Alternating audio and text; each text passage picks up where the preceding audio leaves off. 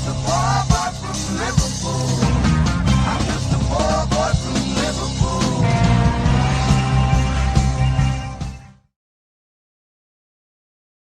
Good evening, everyone. It's Friday. It's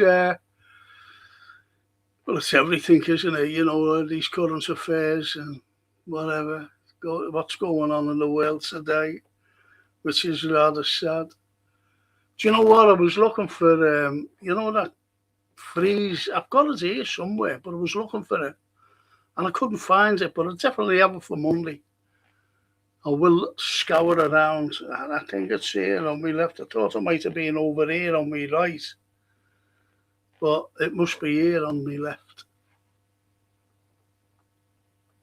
It's just got loads of books and things. I bet you if I just moved that there, most probably I'll put my hand on it. But I tell you what I did find while I was looking for it, and it was that. Do you know what that is? I can't see, I've got the fucking mic in front of me. Where my fingers are. That's the Adelphi Hotel. That's where Dickens said it's the finest hotel in the world. Here in Liverpool, Charles Dickens said. The Adelphi. And see properly. Jason's not in. I've just found it before. Unfortunately, because I would have had Jason to put this up. It's a cracking photograph. And what else I found while I was looking for it was this.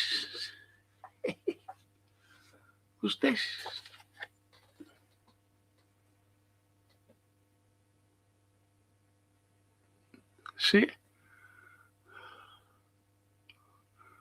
Script. Act 1. Full script, that is. Full script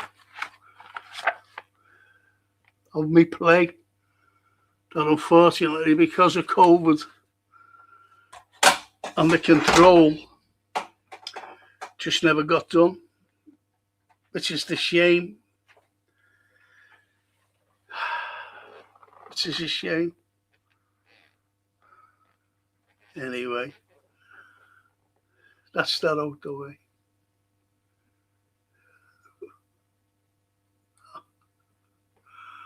Oh, the lovely Myra's with us. Hi, Frank and friends. Hiya, Myra. Our lovely South African girl. Lovely lady. They're all lovely ladies on here. I have a great friend in LA. Hollywood. Because you imagine, she's always inviting me over, she's a lovely lady, a friend. And she always said to me, come over. She said, just stay, a few weeks, that's all. And I said to her, but I'll do a podcast, this is genuine, this. And she said, you'll be able to use Jimmy Kimmel's studio to podcast. And I went, I just said, I never had a clue who Jimmy Kimmel was. I thought it might have been a neighbour or something. And I said to her, Francine, I said, have you ever heard of a broadcaster, I think, named Jimmy Kimmel? She said, Dad, he's the biggest broadcaster in America. I went, oh, see. So it was the lovely Joe Whittaker. It was funny, though. It really was. I didn't know. Like and subscribe, please, says the T. Thank you, T. Oh, there's Dennis. Hiya, Dennis. Greetings all from a thunderstormy Tampa. Yeah, you have hurricanes there, though, don't you? Dennis. thunderstorms, hurricanes, and alligators. You see the alligators flying through the air, you know, when there's a hurricane. And he said to me, come over. I went, yeah, all right. We're alligators. Oh, yeah, see you there. And Zeta says, tis the season, hurricane season, that is. Thankfully, the quieter part of, in large part, due to the Sahara dust that blows over and suppresses the low pressure systems that are the seed of that. That's incredible, isn't it? You know, the sand coming all the way over from Africa to suppress that. It's incredible, isn't it? You know, nature and the weather. But I think you Americans are doing something about the weather. And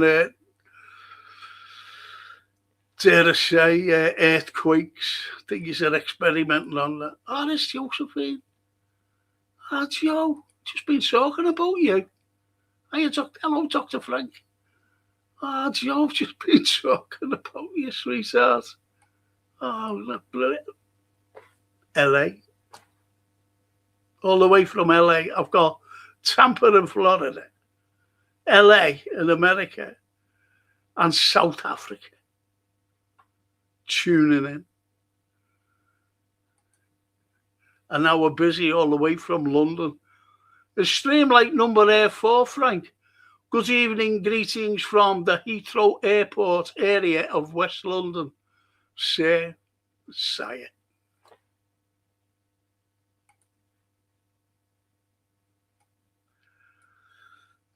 And Phil. Hiya, Phil. Hello, Frank and chat. Hiya, Phil. I haven't seen you. Oh, you must have been on your holidays. I thought you fell out with me when I said I don't support England. Never heard you after. Never heard from you after that.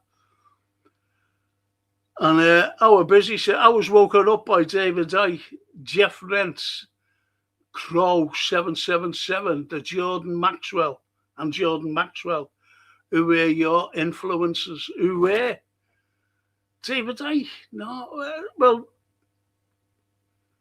David Icke,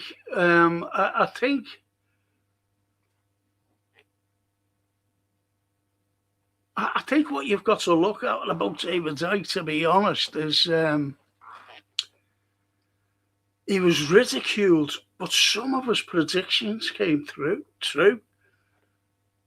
And they were, I don't know how can I say it? You know, he was ridiculed. He's always been ridiculed. Yet, when he went to theatres, he filled them out. David Icke. He filled them out because, as I said, some of his predictions all came true. There you go. And now we're busy. The documentary Zeitgeist and Loose Change were my first to educate me. What were yours, Frank?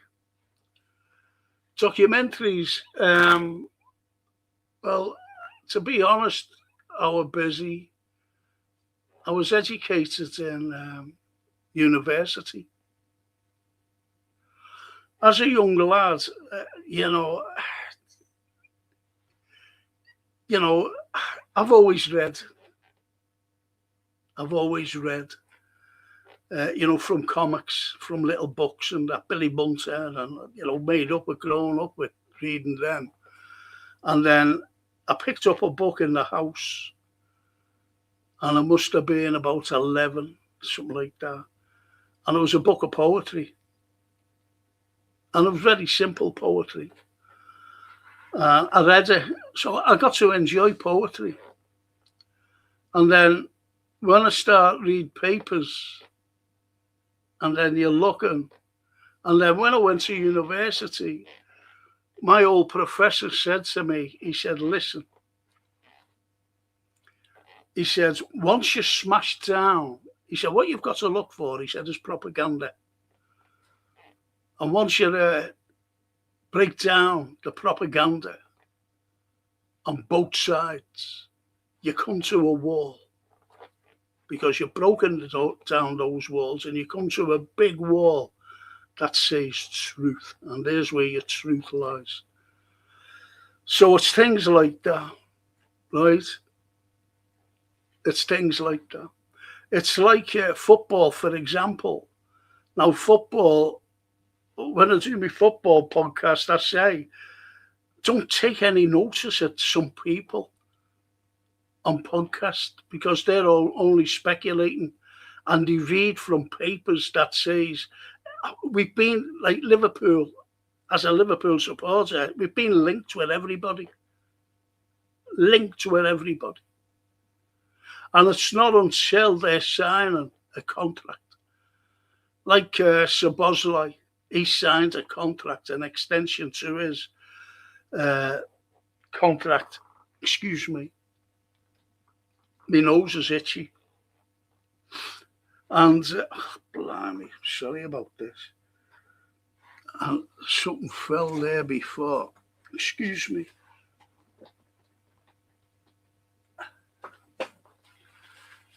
And it was my Yankee.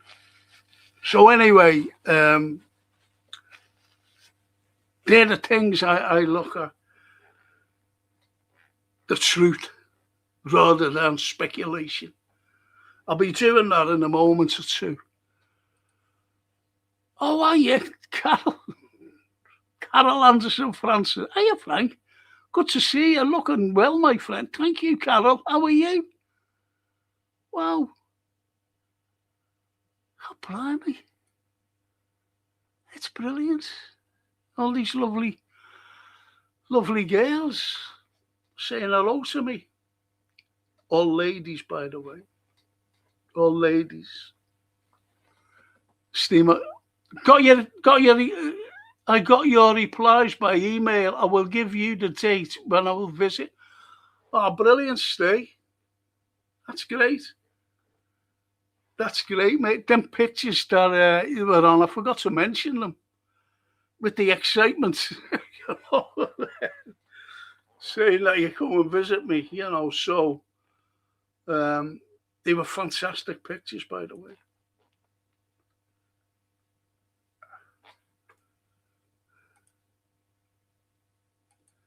Toscana, buonasera, Franco and Chatters Friday. These days are going by too fast. Don't forget, we're in the 7th month. You get over Christmas and then you're in the winter, then all of a sudden, bang, we're here, we're in the 7th month. And what does that tell you? 5 months to Christmas. And Ali. Good evening, Ali. Yeah, Romania now. We've got Romania, South Africa, Florida, California. Great. All these wonderful places. And Stephen Coughlin, good evening, Frank and fellow chatters. Hope everyone is well. That's nice to ask that.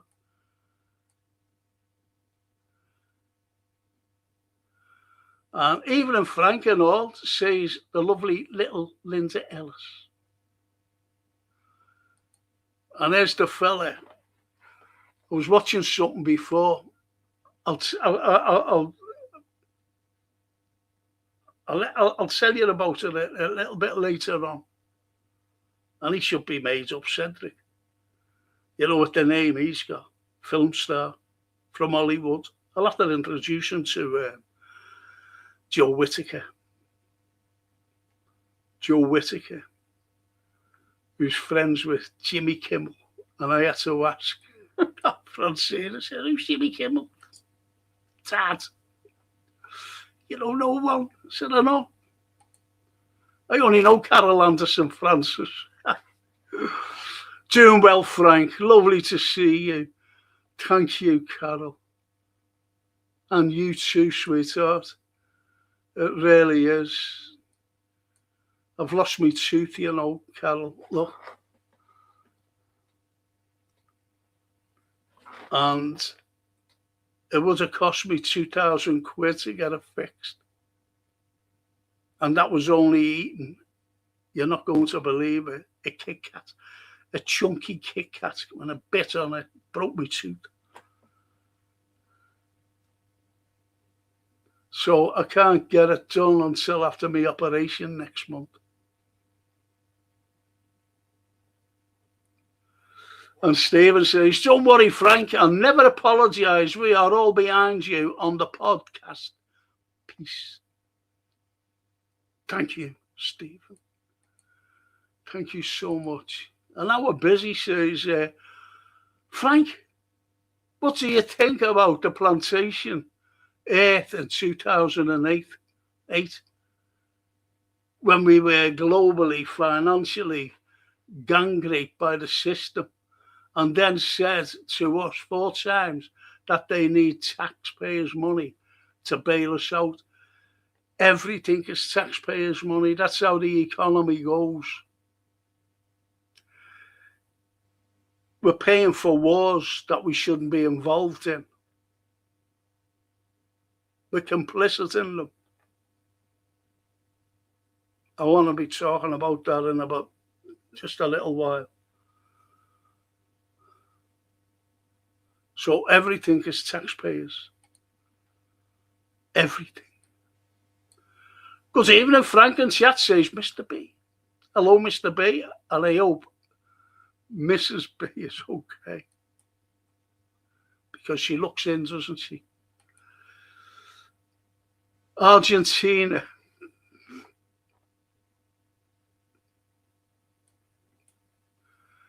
Do you know what? I'll come to that in a moment. And Mr. B carries on. You'll never walk alone. Thank you for that. And remembers the 97. Hashtag 97. Thank you, Mr. B. You're a good man. And there's our Phil there, look.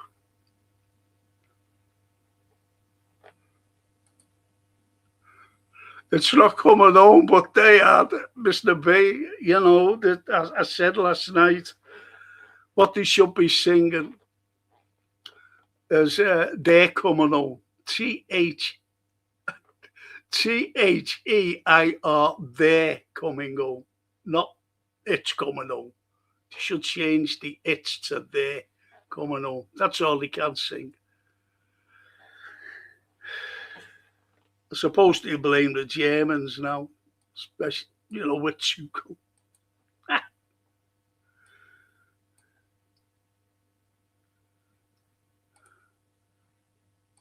That's a good point, what you've just said there, Phil. Mr. B, typical English press immediately turn on Tuchel. It's not only that, but they turned on, look, if anybody ever remembers the Falklands, I gave it a talk once to a school, believe it or not, of to 240 Royal College of Art Surgeons. And my fellow speaker was there, Dr. David Owen. Remember the Labour Party Foreign Minister? Remember him? And I was talking about the Falklands. And I said, I remember the Labour Party. I said, you know, especially. You said, if you invade, we'll be there. Don't do it. And you said that to General Galtieri. And he said, do you remember that? I said, of course I do. It was only in the 80s. 79, sorry. 78, 79. I said, it's not long ago. So he said, well done. He said, yeah. He said, and could have been avoided under Thatcher. I said, I know, because she could have said the same, but she allowed it. Because her percentage, you know, when they look at her Prime Minister and they see how the population are looking at them, well, she was right down to being one of the worst Prime Ministers. But she needed a lift. And this is the way the warmongers carry on. So they got wind that Galtieri was going into it. the Malvinas, as they call it, again. Because of change of government, they might have thought, they'll be all right. So they invaded, and she sent down an armada to the Argentinian army. Now, let's be honest here. Who does the Malvinas belong to, historically? I'll let you work that one out yourselves. The Malvinas. Who do they belong to? Who does the Isle of Wight belong to? Us. Who does the Isle of Man belong to? Us. You see, so what you've got all these little points around the globe with the empire, but there's no empire now, but we've still retained things. And the Malvinas, or as we know today, the Falklands, is there, it's prominent. But why are we there? There's only sheep there. I remember as well, I was only reading this a few years ago, about 10 years ago, and there was one family of Argentinians living there. And the population of the Falklands, not many of them there, gave this family a horrible life. Excrements all over their home. And it was shocking what they were doing to these people. Argentinians, one Argentinian family on the Malvinas or the Falklands. So, as I said, who do they belong to? Who does Gibraltar belong to? How did we acquire the Malvinas? How, was we hearing, there's a place down in the Atlantic, South Atlantic. It's on the tip of Argentina. It's ours. How do you work that one out? Well, we'll go down and just claim it. So we chased the Argentinians off. So again, who does the Malvinas belong to? Hey, you've only got to look at Ireland. Northern Ireland. Who do they belong to? Is it here? When you go back to 1566 and say Humphrey Gilbert went over, he used islands as a stepping stone to conquer America because the Spanish were there, you see. They said, if they can do it, we can do it. But he looked around to see how the native would carry on. And he looked over at Holland and he said, Holland, bit dodgy going over there. Then he looked at France. He said, there's no way we can go to France. And he looked at Spain. He went, no chance going to Spain. To invade, I'm talking about. So he looked around and he looked at islands. He said, we'll go over and see what they'd say. And it's been from 1566. And if you think for one moment that there was only one famine, you're wrong. In 1845, you're wrong. Where hundreds of thousands of people died through starvation in Ireland. Your lads one, he went over with a plan, Sir Humphrey Gilbert. He was the half-brother, by the way, of Sir Walter Raleigh Gilbert. And he went over with his plan. And do you know what his plan was? To scorch the land. And he did. So in 1566, you had a famine. When he was there, he was only there 3 years, and he left us in a terrible state. You had another famine in 1727. Then you had another one in 1729. Then you had another one in 1740. Then you had another one in 1800. Then you had another one in 1845. All caused by the English. So you see, when, with the empires being built, you've only got to look at Trump today.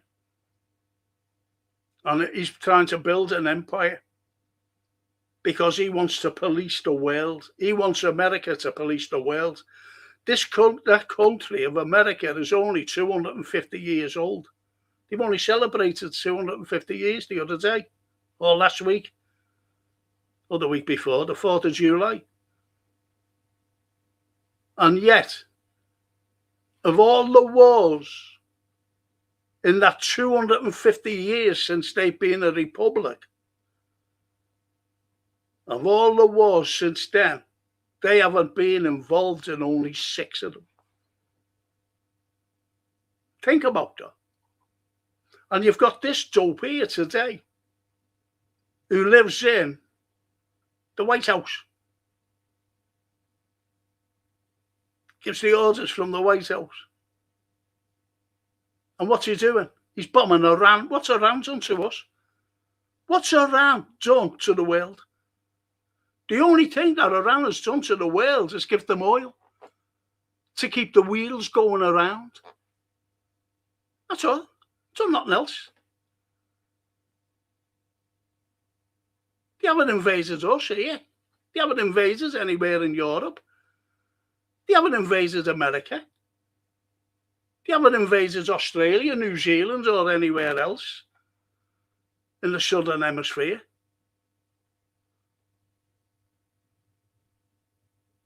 And he's bombing them. He's killing civilians. But they're standing up to him. This is a president who wants to take Greenland, who went into Venezuela and kidnapped the president of Venezuela, of a sovereign country, and his wife, and he's stealing their oil today. What right does he have? What right do the Americans have? I'm not talking ordinary Americans, I'm talking about the governments.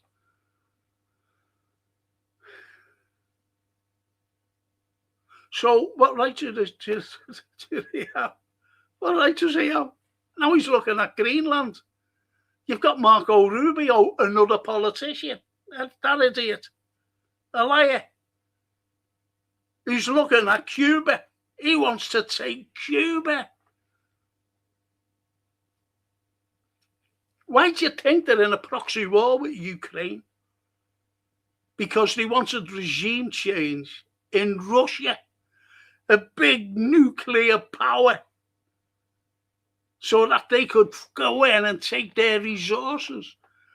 It's surprising what resources Russia has, a vast country, biggest country in the world.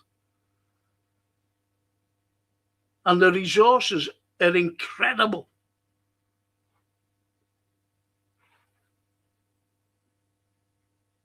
And that's why you've got a proxy war.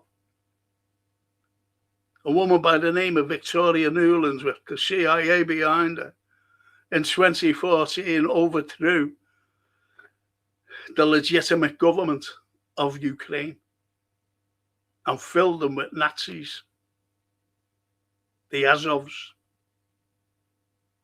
That's who they're fighting today. Nazis. And if you don't believe me, just have a look at Stepan Bandera and the Banderites today. What does Stepan Bandera do? He was a Nazi. And he murdered hundreds of thousands of Jews, Russians, Poles, and anyone else who was there. And who's the head of our MI6? A woman. Think about this, please. Think about it. And who's the head of it? Their granddad was known as the butcher of Ukraine because he killed hundreds of thousands of people as well.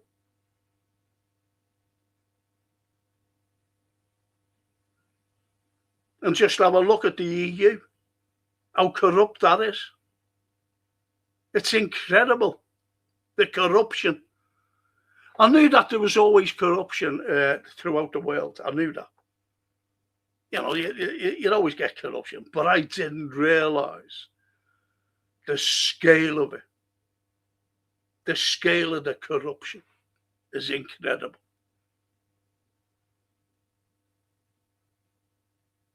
And one of the worst continents to be oppressed, suppressed, and, you know, it's over the head and saying, we're having that. So behave yourselves. And you're going from gold to oil to everything on that continent. And I think you've got an idea where the continent is. And you're right, it's Africa and the Middle East.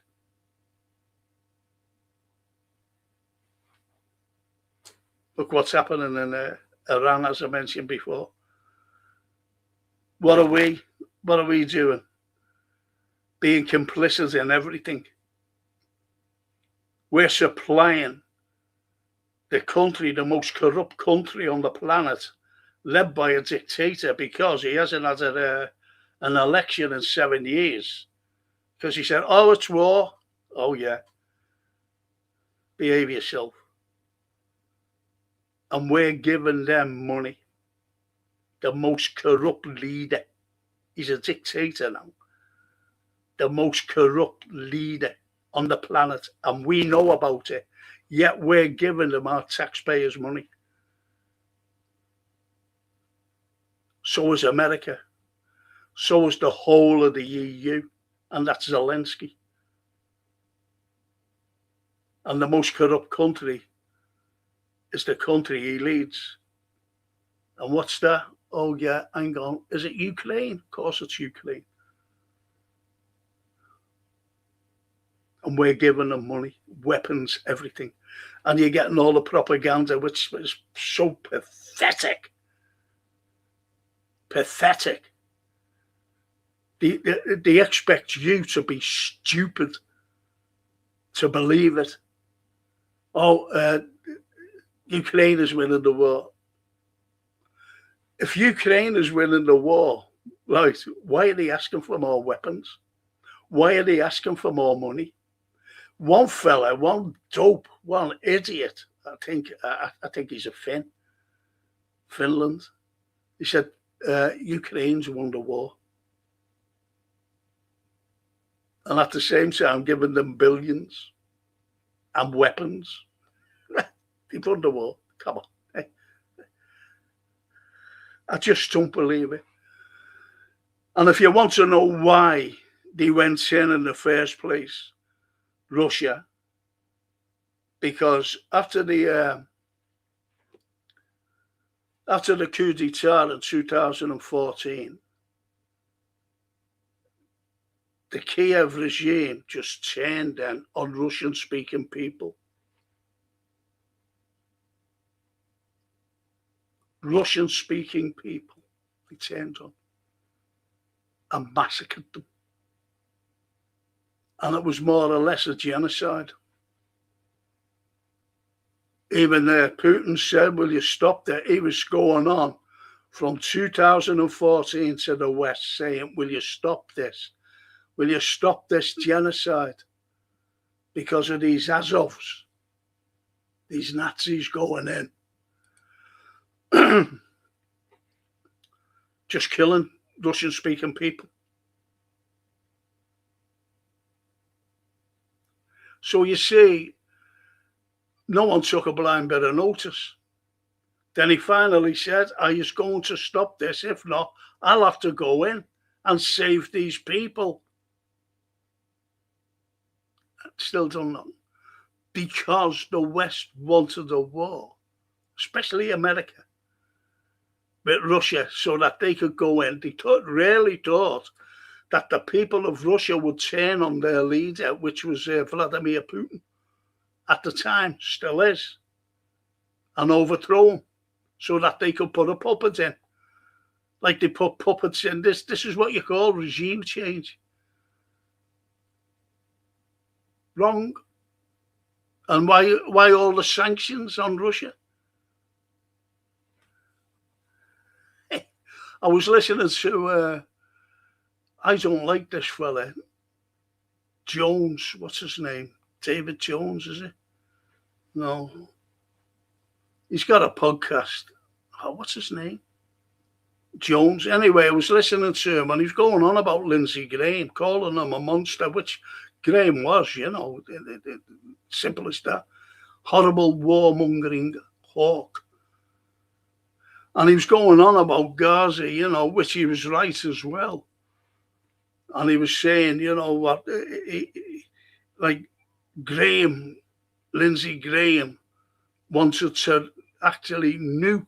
He asked Israel, he said, on a news channel program, and he said, why hasn't Israel just nuked them? Like we did in Japan. That soon stopped it, he said. This is Lindsey Graham. And he was going on all about this. And I was waiting for him. What's his name? Jones.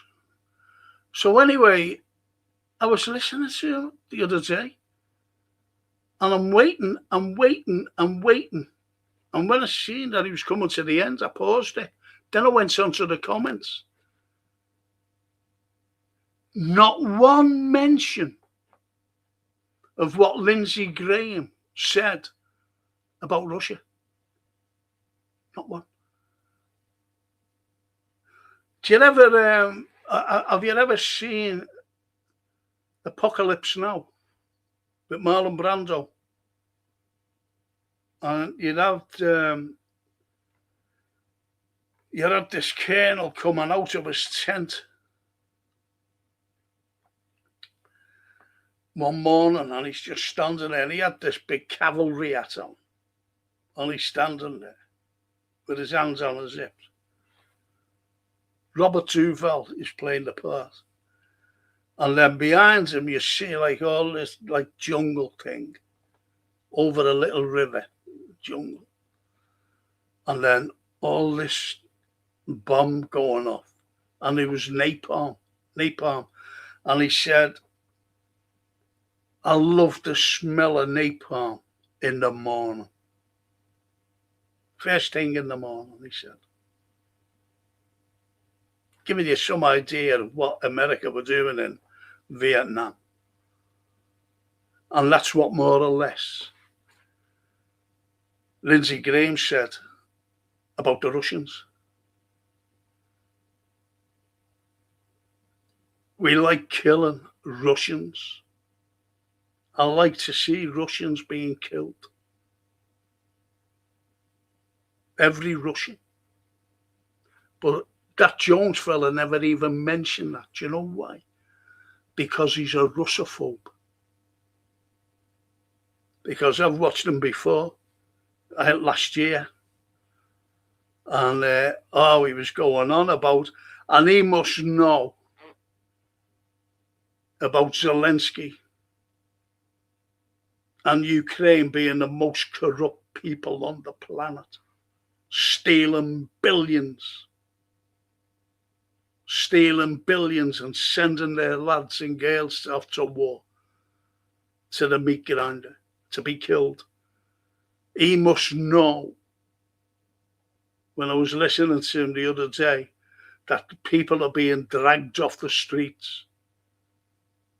But in Lviv, where he went as well, to drag the people, there was uprising. And they were actually battling with the Azovs. You're not taking our lads. And he must know all this, but he doesn't mention it because he's a Russophobe and he supports Zelensky. and Ukraine. Phony. Jonesy boy.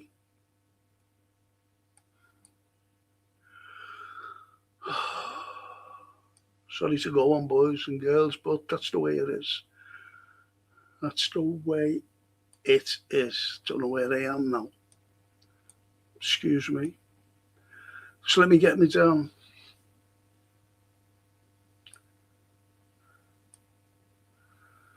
Hold on.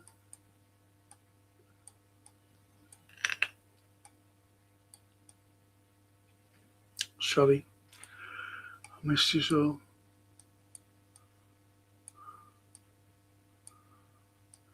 Sorry.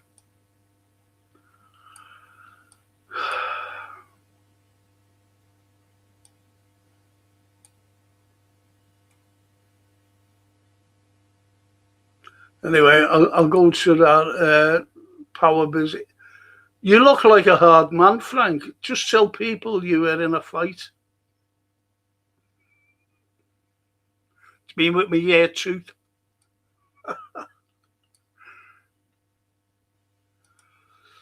Mr. B, they don't like Scousers. I don't like them. Yeah, you're talking the English fans, Mr. B. They don't like us. They sing about us. In your Liverpool slums, bin dippers, sign on.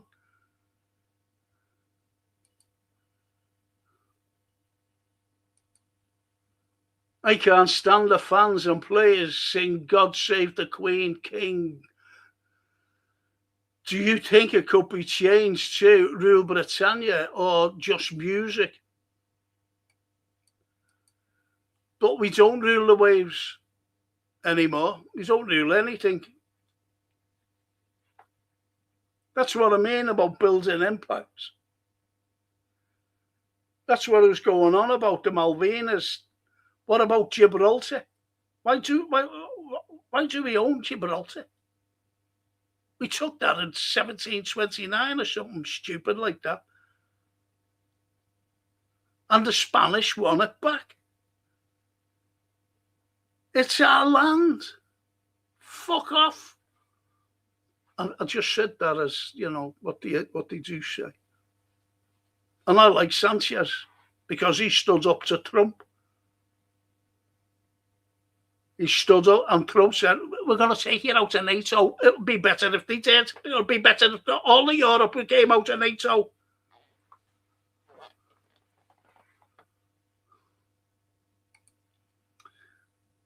The shouts of the M word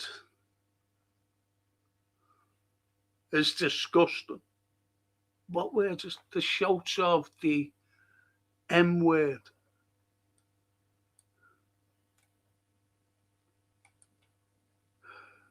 It's personal for me, says Mr. B. Fuck.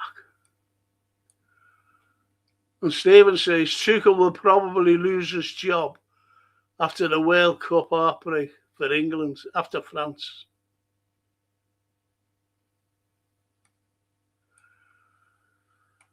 Steve Holland, England fans now want Argentina banned just for their players holding a sign about the Falklands, but never utter a word about Israel killing 200 Palestinian football players. No, exactly. Exactly. They haven't a fucking clue what's going on in the world. They haven't a clue.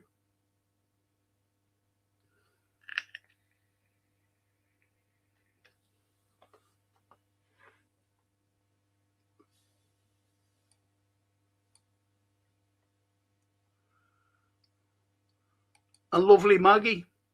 Hiya, Maggie. Why doesn't Patagonia belong to UK? Patagonia. You're talking about Darwin there. And I don't mean Darwin Núñez. He gets there. We think that we own everything, to be honest, Maggie.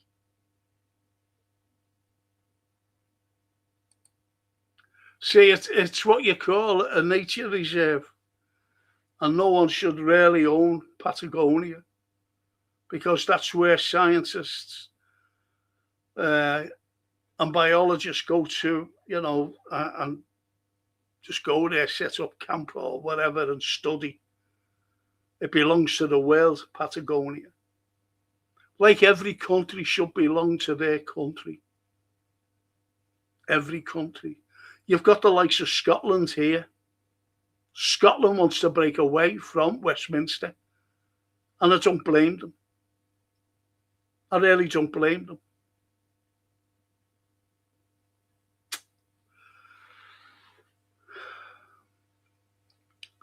I heard that another reason we went to the Falklands was uncovering of black gold, black goo.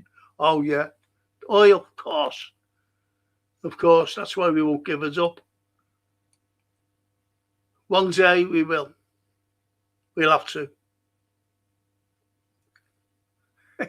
What if Trump went after it? What would he do? If Trump's right, I'm taking over there, the Falklands. What was he? Did he say, oh, all right, Tom. They are clutching straws. That straw's just not good enough, says Mr. B. Want to say to Franco, hope you're well. Hello all, says the lovely Bella. So we've got everyone tonight, haven't we? Romania, Italy, America, everywhere, Scotland.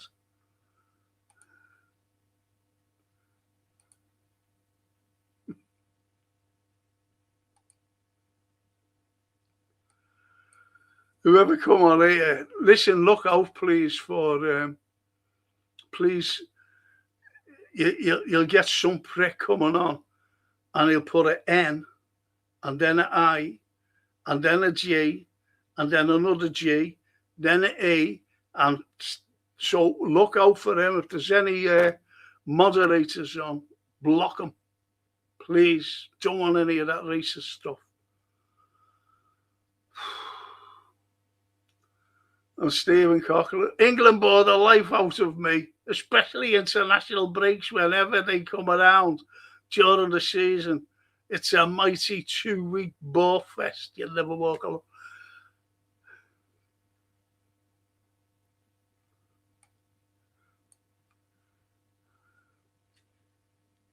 How does football always click into everything? It's incredible, isn't it? And Phil says, Frank, you're spot on in your recollection of the Falklands. I was a very young man at the time, and I was caught up in the jingoistic propaganda as an older man. Realised it was a tragedy, really. Of course it was a tragedy, Phil. It was shocking. It was shocking. I wish that I just wish I about them poor Argentinian people who was on the Falklands. And I'm talking afterwards. And what they went through. And I don't even know if they left. I just don't know. Or they, stood the ground. But everybody was onto them. Shocking what they were doing. Disgusting.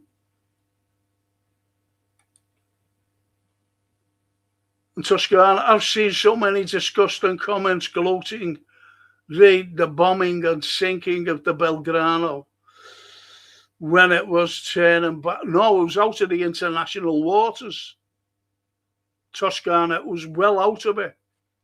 And nothing happened to Thatcher because she gave the green light. Well, I blame the sub-captain as well. He shouldn't have set them off because he knew that they were out of international waters. into international waters, I'm sorry.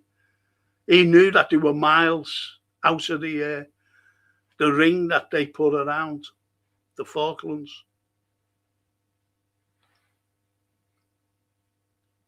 I had to ask them, what's it got to do with a football? Can't believe the arrogance. Well, this is the English for you. This is the English who fucking hate us, Scousers. And you wonder why even other Scousers say, I'm fucking English. I'm English. You know, because you've got a big banner saying Scouse, not English. Because they've got a little bit of knowledge because of what the country are doing to us. Liverpool, managed decline. Think about it. Hillsborough. It goes right back for years. It goes right back to the 1911 general strike, for God's sake. When they went, Churchill sent up 50,000 armed troops to this city. 6,000 police from Birmingham and Leeds into this city to quell anything, to get them back to work. And all as we were fighting for was the fabric of life. And 2 men were shot dead where I live right now, where I'm speaking from, not far from where one of the lads was shot. Dead.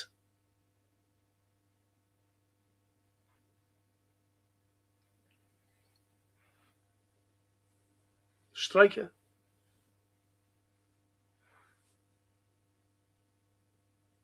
By the troops. Stephen says, watching paint dry is better than watching England and their fans who bring great shame to the country. Yes. And Phil says, yes, the ship was sailing away from the conflict. 600 men were killed, blown up, and no one was held accountable. No one. Because we're the West, you see. What did Thatcher say? I'm putting the great back into Britain. What great?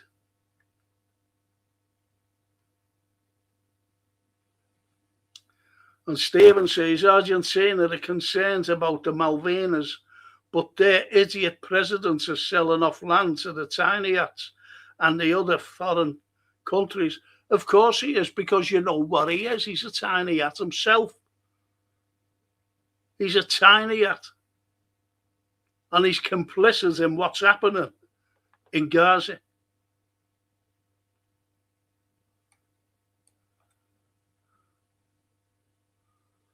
And Mr. B, like most wars, it's money. Of course it is. Innocent lives lost, of course.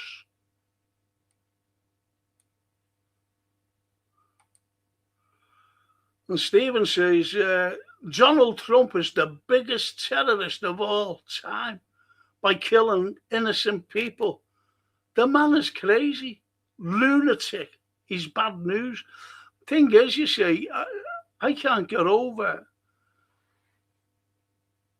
that dormitory. The school, not the dormitory, in Iran, when 168 schoolgirls were killed. And it wasn't like, you know, where one missile went in. You know, you could have said, oh, it was a mistake, but sorry, wasn't. Fucking 3 taps, 3 missiles, one after the other. Bink, it's it again. Bink, it's it again. And it's incinerated. The families couldn't even recognise their lovely little daughters. Fuck.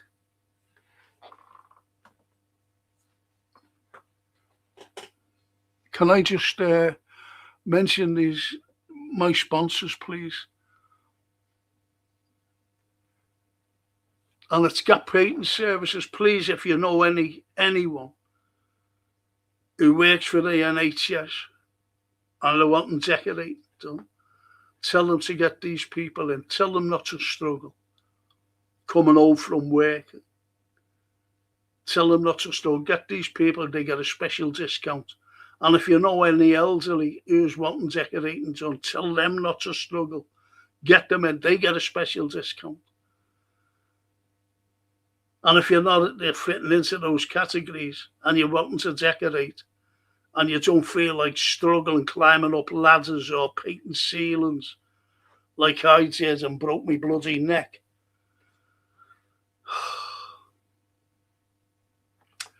get them in, because just let them give you the price without any obligation. And that's Gap Painting Services, who sponsor every I was going to say project, every podcast I do. Lovely people as well. Really lovely.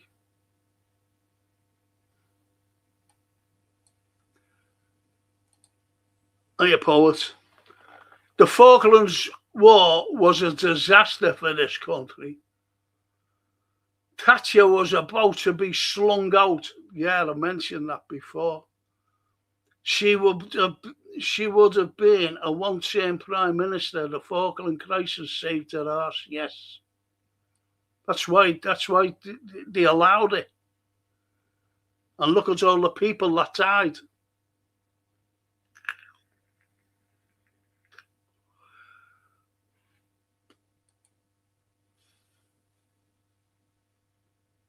Tony Blair and Bush ain't any better. Yes. Both Bushes, both presidents, father and son, horrible people.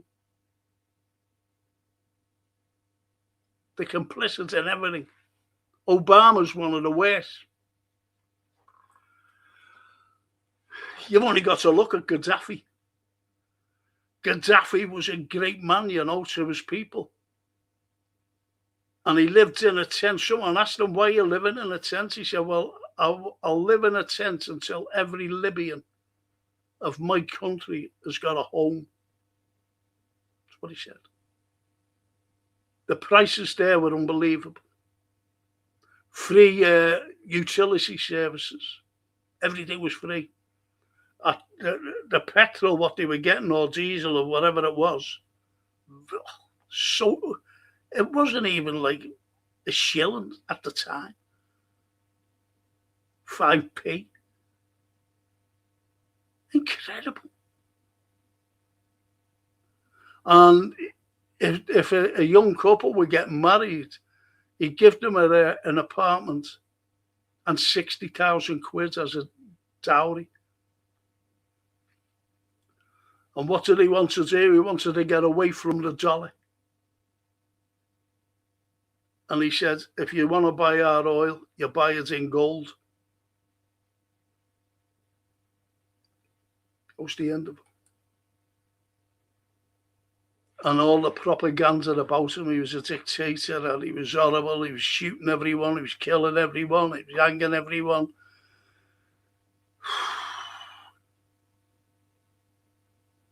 And then someone filmed prisons, and it wasn't even there. It wasn't even in Libya, but you see all these people, and they're all hanging out, their hands at bars and whatever. And he's saying, look, these are just ordinary people. He's locked them up. They'll be getting executed. And there was terrible propaganda about Gaddafi. Muammar Gaddafi. Or propaganda about Saddam Hussein. Terrible propaganda. I remember John Pilger interviewing this girl for the Sunday Mirror. Young 18-year-old. She was at a medical school and she was going to become a surgeon. She said, I'll be a surgeon by the time I'm 22 in 4 years' time. She said, but with this war, I don't know what's going to happen. Most probably the girl's dead now or married, and the way the regime changed, Iraq's gone back to what it was before Saddam Hussein, believe it or not.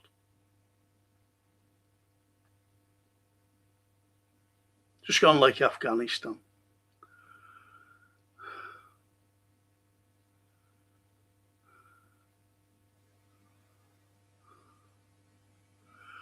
And Phil says, sent a video explaining Peter Thiel has moved his family there. He is a nutter. Is that to Israel?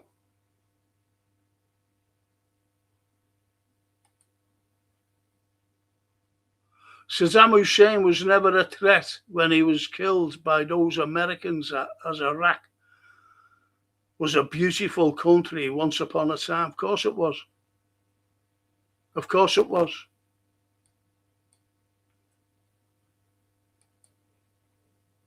One of the biggest corruptions was lockdown and vaccinations, says Mr. B. As I said, Mr. B, that's my script. I was putting a play on. It was sold out. People were counting. The tickets weren't printed, but they were getting printed. And it was going to be performed at St. George's Hall. And he said, you might have to do 2 weeks, because I was only putting it on a week. And he said, would that be all right? I said, yeah, because at the demand, then COVID, then the lockdown, no one could move, and that was it. Couldn't perform it.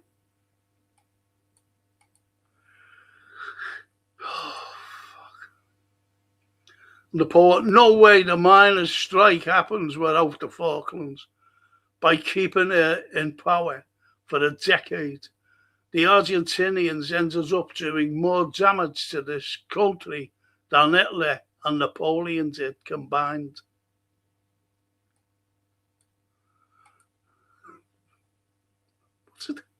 What's a Napoleon get here? I don't understand that. I'm sorry, poet, but Napoleon.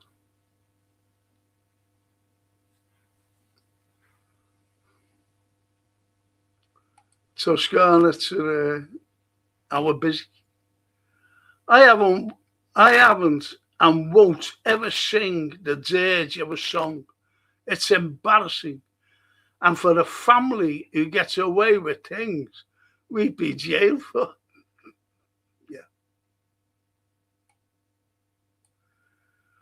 Oh, Phil.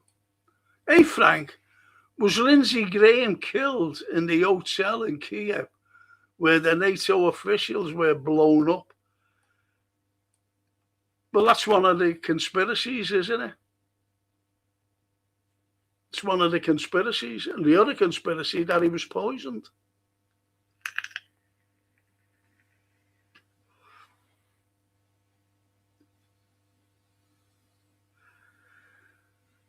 So, he was talking the day before, and even the night before, he was saying, they wanted him on a show, NBC, meet the press or fucking something. And the next day he was dead.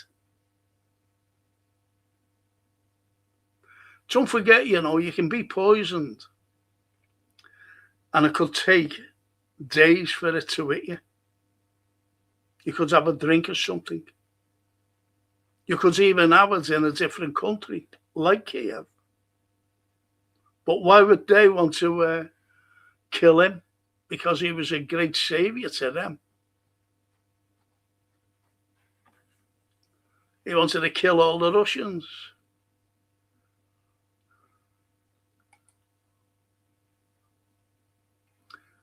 I knew I shouldn't have mentioned agency. Got to mention it. You've got to mention it. But this is just shows you the mentality of the English, though, doesn't it? I'm talking about the ordinary English supporter.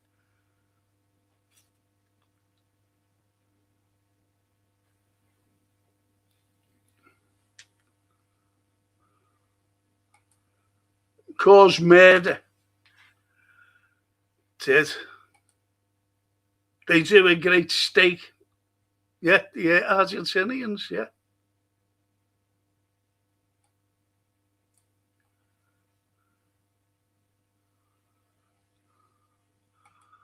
And lovely Myra says, Marco Rubio wants to get rid of ICI. I wonder why. Exactly.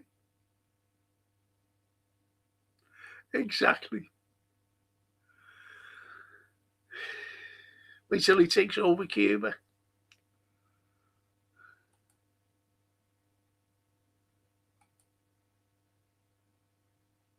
Myra.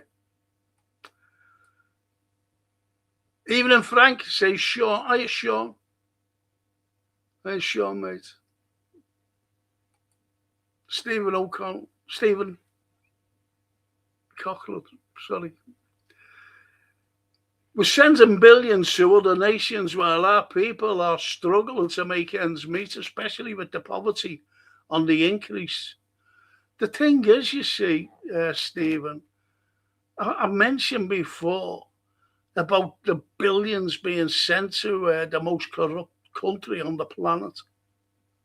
And all they're doing is stealing the money. And yet there's 4.5 million children below the poverty line in this country. Nothing's being done. Our education system, and I'm talking about the infrastructure of buildings, nothing's being done. And we're sending money to there. Why?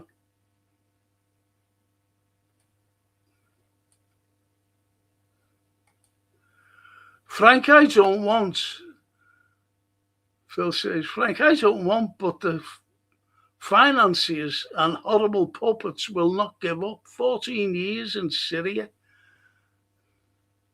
Exactly. And who's running Syria? El Sharia. The chief of ISIS, who was going around chopping heads up. And this is what Trump wants. Trump wants them to go in to Iran. And they want them to go into Lebanon. This is how bad America is. This is how they work, the horrible people.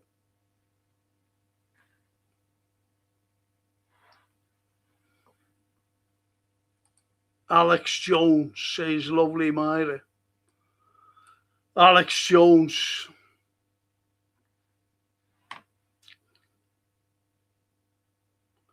I'll tell you who I like, Myra, whether you've heard of him or not. It's this Massey fella. Massey. And Mitch McConnell, they reckon that he's dead, but they're keeping him alive because they'd have to have an election. And Massey was going to win it hands down. And Trump doesn't want that. Trump does not want that Massey in.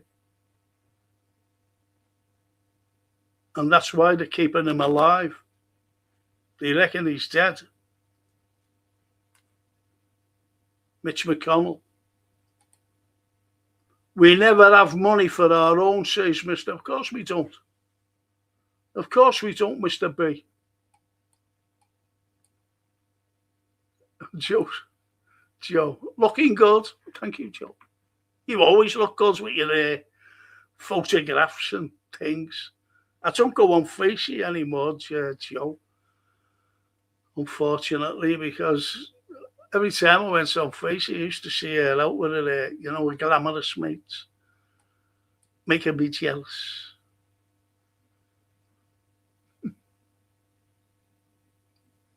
Out in LA. And Steve Mulholland, the Lindsey Graham story that had a heart attack doesn't. No, definitely not. Definitely not Steve Mulholland. Absolutely not. I'm going to have a swig of water. You don't mind, do you?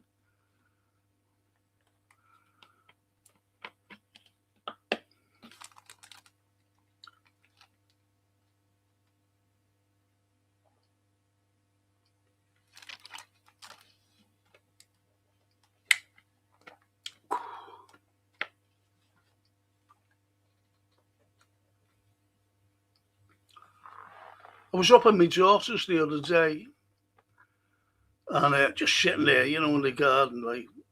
So anyway, when she came home from work, when little Sophia got home from school, and I said, yeah, I'll get a Chinese or whatever. She said, no, I don't want anything, Dad. Sophia did. Francine's mother did. And Ben, he's on a diet. The martial arts lad. So I had this. She said, what do you want, Dad? I said, I'll just get me some sweet and sour with fried rice. It was the best sweet and sour and fried rice I've ever had. It's lovely. And I want it more again. I want some of that again. Absolutely gorgeous.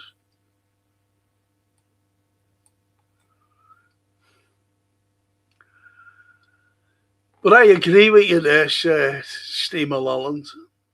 I really do. And Phil says, Steve, and I think he was flown back to us in a pizza box.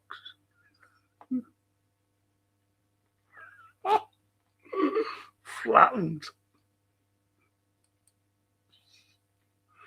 in a pizza. So you reckon that he got blown up by that missile? It could have easily have been, and what you've got to think of is this. It's all right, America having a proxy war because they're out of it, you see. They just arm and give money, but they're out of it. Now, if he was flattened by a Russian missile that took out that thing where he was and killed people, and he did come home in a pizza box, well, they're going to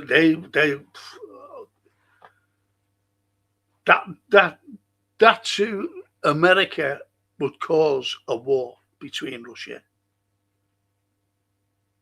It would cause a war, an all-out war, because America has always said, if any Americans get killed or whatever,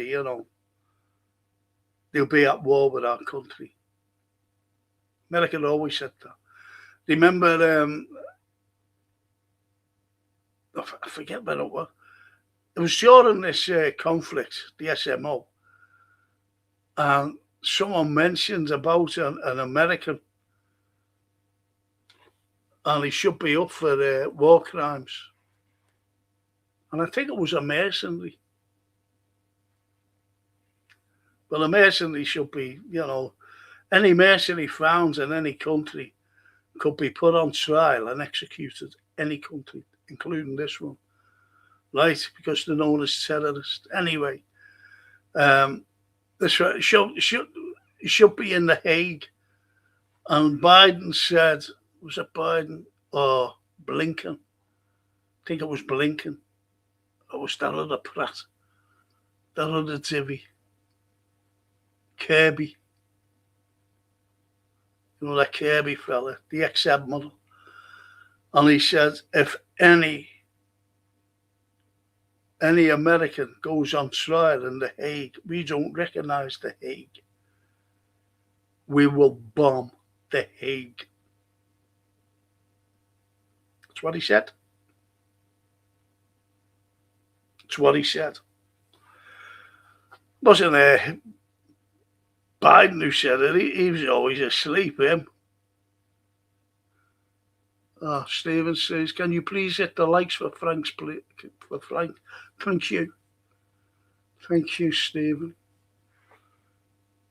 And Stephen got, I ate here in God Save the King. when he was mates with Jimmy Savile. It's bad news, as Prince Charles.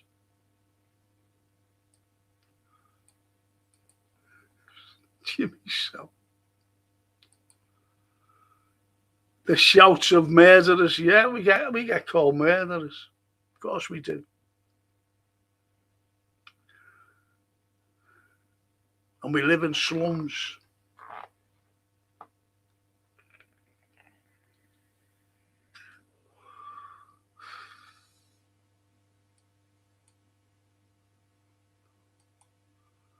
Toscana says, "Our busy." Agreed. And me neither. What a disgusting song to sing. And Mr. B, justice for the 90. Thank you, Mr. B. You'll never walk alone. Yes, you still haven't got justice. I mentioned it last night, actually, and I was talking about two ladies. One has passed on. That was Anne Williams. Without Anne Williams, none of this would have come about. And another lovely lady who was never mentioned. And that was Sheila Coleman. Beautiful lady. Fought all the way. She wasn't even mentioned by the leader of those little ones down in London at the Houses of Parliament. Not fucking one mention. And Stephen says, Maggie Thatcher was an evil woman who targeted Liverpool many years ago when she was in power. Thank God she's in the mud. She was bad news.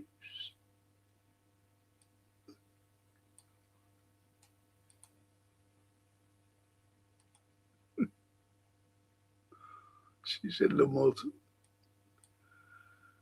And Stephen carries on. Remember that fella who got burnt in the Falklands? Simon Weston. Bring back bad memories of the war back then. It was terrible. He made a name for himself though, didn't he? He was never off the telly again. And Phil says Tia moved his family to Argentina. There you go. Did he? Go away.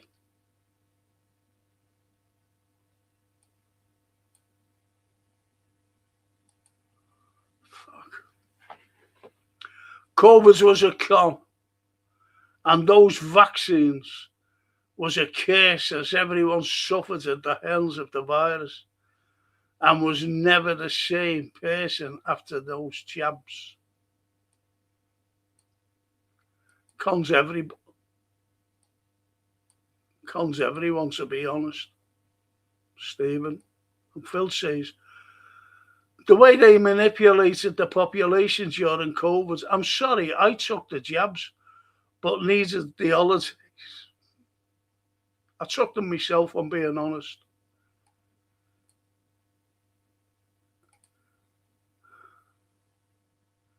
Oh, Myra, I'm so sorry, referring to the International Court of Justice and Marco, yeah.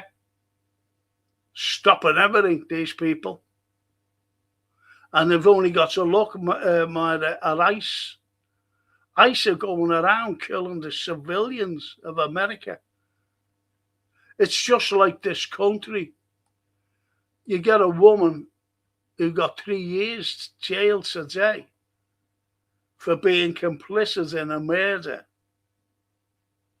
hiding the murder weapon, and telling lies after lie after lie after lie about her son, the murderer. And she got 3 years only. She'll be out by Christmas, do you reckon? For that complicity. While another woman, Lucy Connolly, wrote a tweet and she got 3 years. Think about that. In this country. Think about that, 3 years for the tweet and 3 years for being complicit in a murder and hiding the murder weapon and then telling lies. perjuring herself to the police.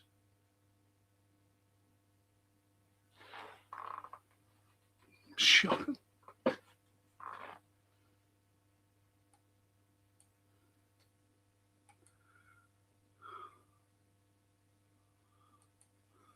Mr. B. Track and trace but can't find a local nonce. No. No. And Stephen says Everton fans sing murderers every time we face them over their bitterness over the Heysel disasters. Says it all for those bitter monks. I was there at Heysel. I was there at the 2 H's.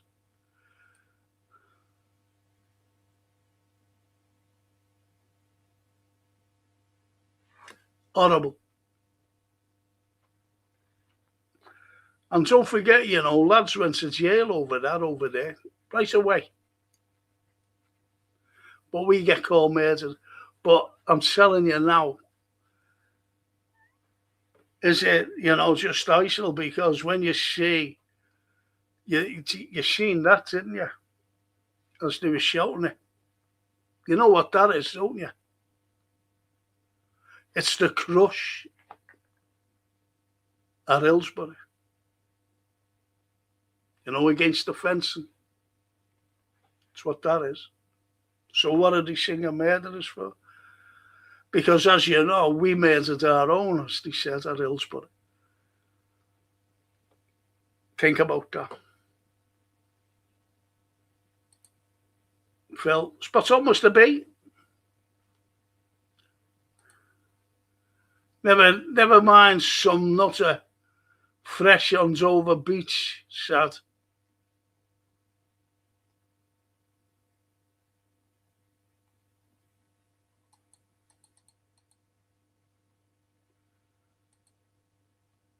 And Phil says a lot of things are bodies. Of course it is. There's always an agenda. Do you know, if you ever play snooker or even golf, but especially snooker, and you see a ball, you're not looking at to pop that ball in that one pocket. You're thinking a few other shots after that ball goes into the pocket. And that's what it's like in politics. There's an agenda for everything. There's always has been, always will be. This has been going on, Iran has been going on for many years. And I keep going back to this General Clark. And he came out with a piece of paper and he said about the 7 countries that they're going to more or less be obliterated by the Americans. And this is in 1999. And every one I've mentioned, from Libya to Iraq, Afghanistan, they're all, and even Somalia. And the last one on the list, and he mentioned it, he said, is Iran. Because Iran is the biggest, you see. That was in 1999. And they reckon that they got Russia involved with a war because of this BRICS, and Iran is in BRICS. So if Russia wasn't involved in a war, they'd be right there with Iran. You see? So it's all like it's like a chessboard. You keep moving, the pawn and the knight and the queen.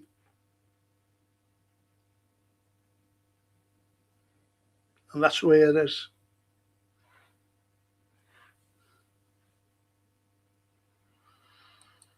So you're right, Phil, a lot of things are by design, unfortunately.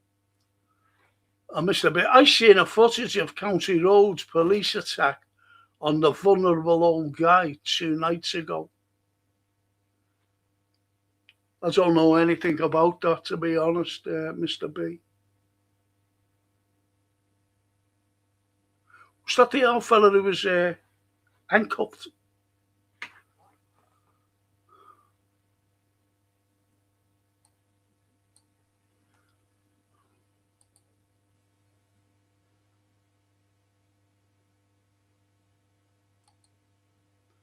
Peter says, problem is China and Russia are sitting on their hands.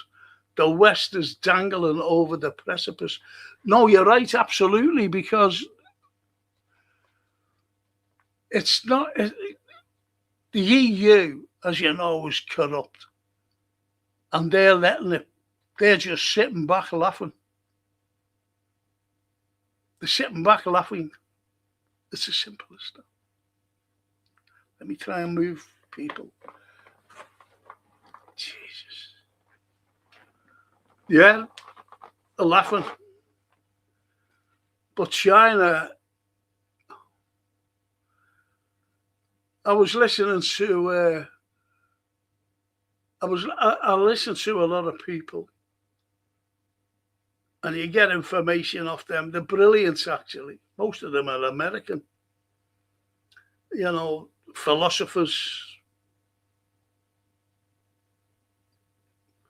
ex-army officers, and they're brilliant.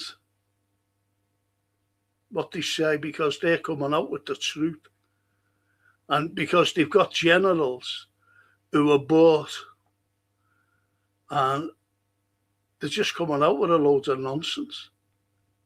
But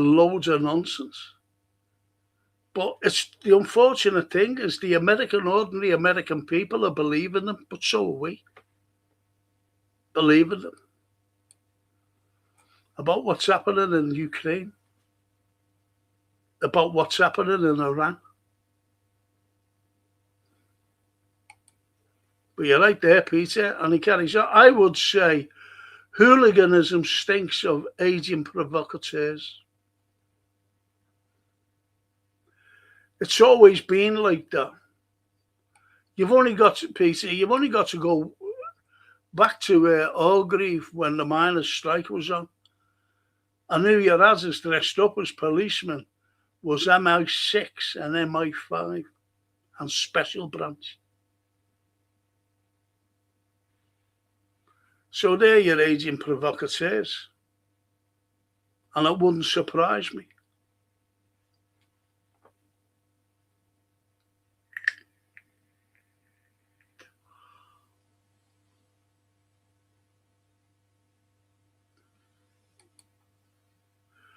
And Steve Mulholland, R.I.P. Brenda Fricker, the woman with the pigeons in Home Alone. It's British, yeah, Brenda Fricker. I felt so sorry for Sam Neill. I just laughed like him. I thought he was a great actor, him. He should have been James Bond, him. But he was a lot younger, like. And Peter carries on by saying, VAR Pogmal looks to be a great way to divide the country. VAR and Pogmal, yeah. 60% of men chatting football for a week after a bad decision. Yes.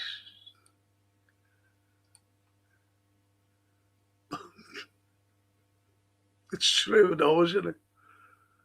It's true.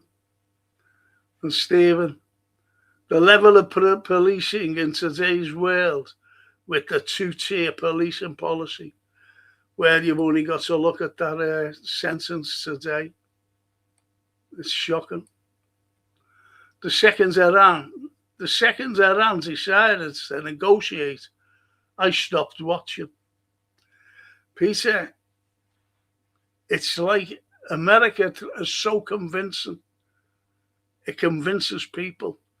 And they go into it like negotiations. And they're not going to go in and go, listen, you're going to do this.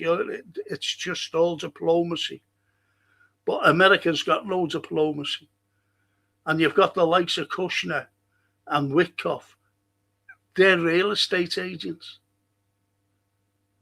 And what they're best doing is selling fucking houses. But they also sell business, and this is what they're doing.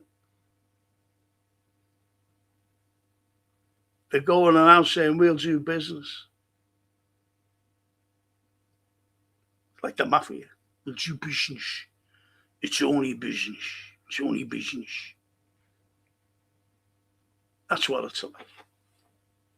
But the West, the EU especially, phony.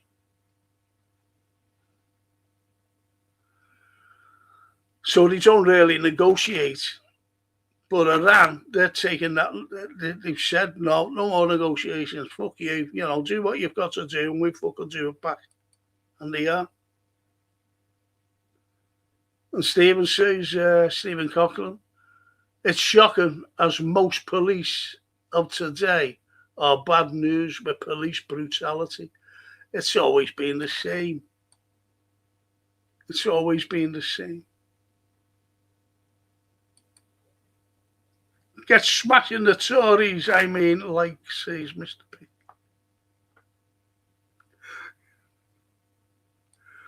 I was watching an old match. Who was it against? I forget who it was against. Just an old, that's Liverpool, playing on YouTube, highlights. Oh, who was it? And there was a banner. And it says, Scousers hate Tories.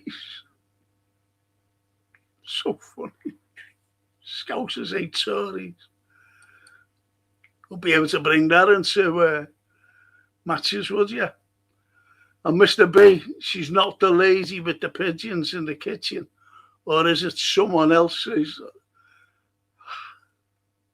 Home Alone, I only seen that once, and that was it. Joe Fish, and Phil. Frank, they also, as a special forces guy, hang on, Frank, they also had special forces guys in the as policemen to beat the crap out of the miners. Key miners were singled out for a beating, yeah. Yeah. Spot on there, Phil. This is what it's like. But it's gone worse now. And Phil says Henry Ford did the same. His thugs beat the union leaders to death. Yet they say Henry Ford, was a great man. But, when you look at his background, and just like what you said there, Phil, to get his motor cars off the line. And Phil says the greatest Israel projects is well underway. Them Gulf states will be bankrupted and then sold to the you-know-whos.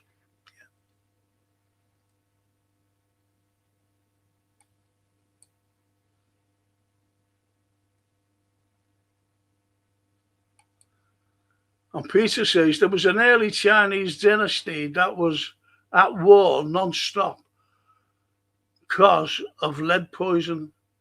Seems to be a lead water problem in America. You're not saying that Lindsay was drinking water.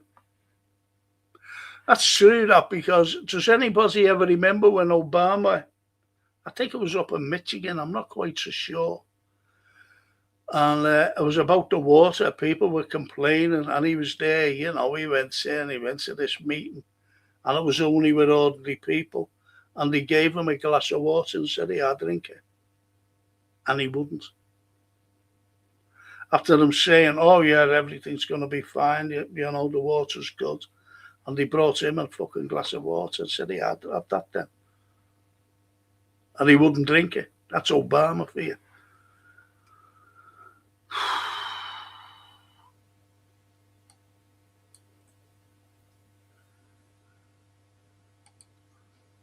Mr. B, the pigeon, was hilarious.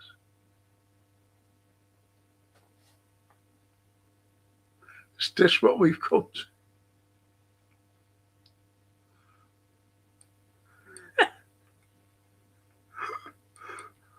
Fucking pigeons.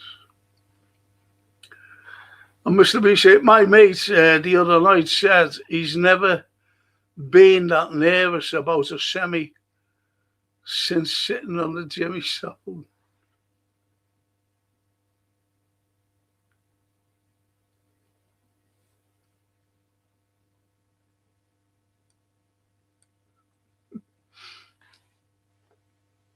Stop it. A piece of Phil. The greater project is the problem no one wants to recognise. They said, I'm going to fucking show you something. Show you what's going on in this fucking world. And we're all complicit in it. And if you fucking say anything, you can go to jail.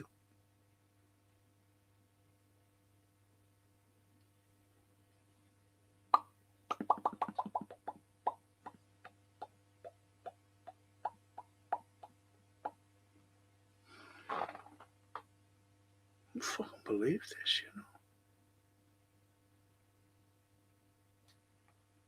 I don't believe this.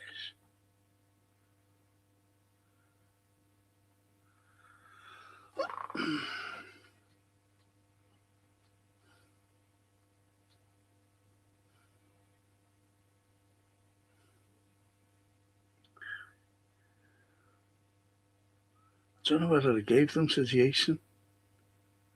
Pictures. Oh, fuck. Unless they've been taken off here, you know.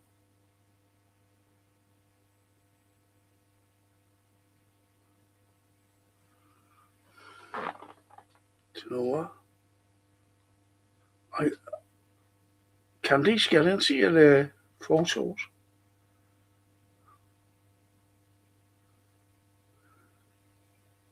Should have been at the bottom.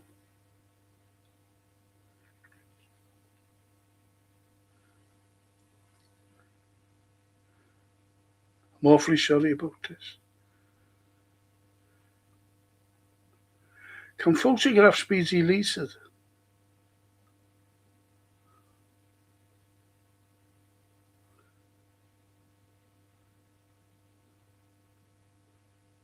Fuck me.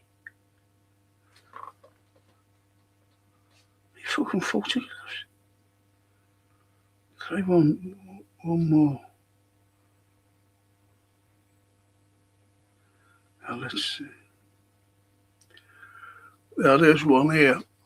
Now look at this little girl going to a party. Right. She's all lovely, all everything. Oh, for fuck, please, God. Oh.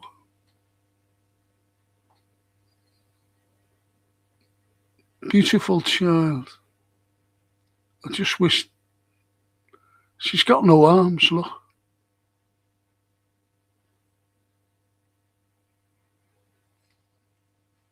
She's dead.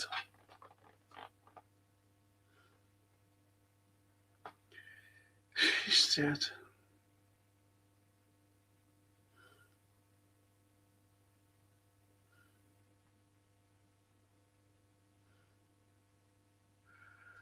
Another little child. Another little girl.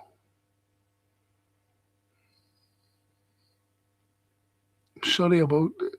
It's shocking, you know. No, it's blurry, but you can actually see the child has no legs.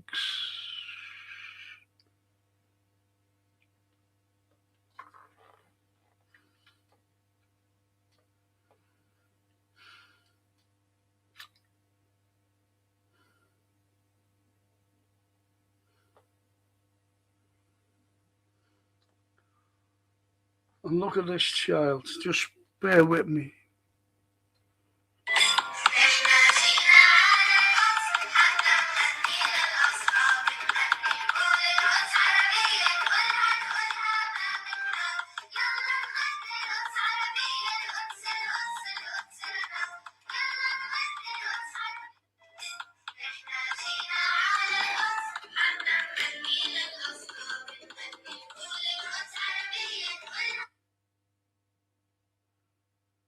one more.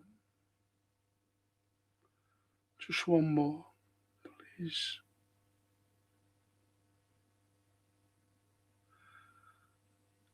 And it's my favourite ever.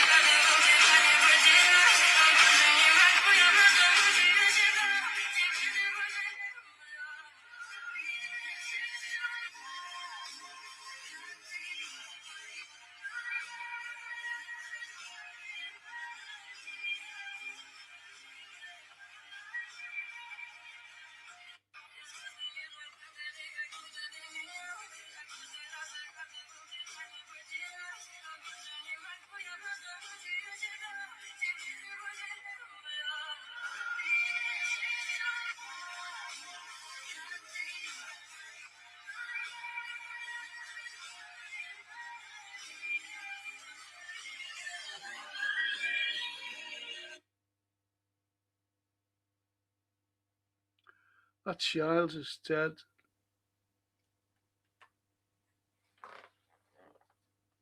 Given a lollipop.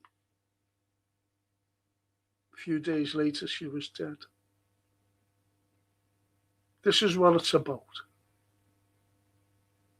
This is what it's all about.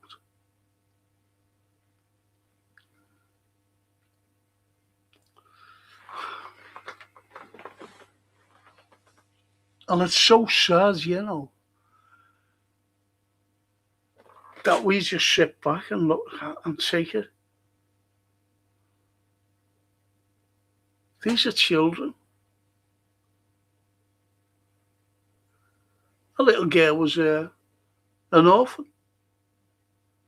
And you see it, I'll put it on Monday, and you'll see it in full without it being blurry.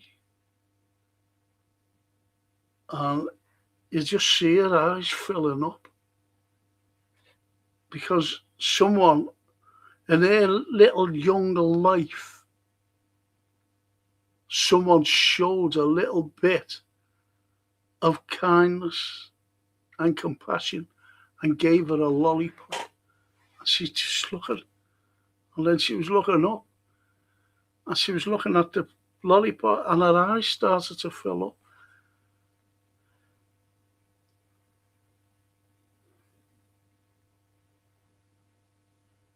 And I go through that every day.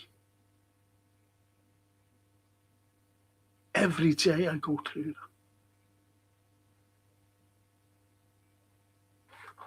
that. Think about it.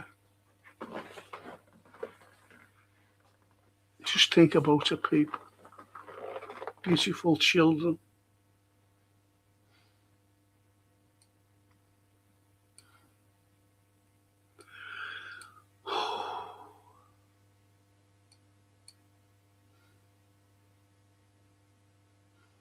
And as Peter says to Phil, the greater project is the problem.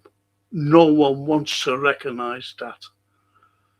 But we do, don't we? At least we can see it. And my old mate, Steve Malone, I started following the football historian on Facebook. Seeing a video of Kevin Keegan today saying why he turned down an invitation to meet Thatcher. My dad would have killed me, he said. Well, you know that I turned down a gong, don't you? Because of the establishment. I was put up for a gong. I said, no, I don't fucking want one of them. What do I want one of them for?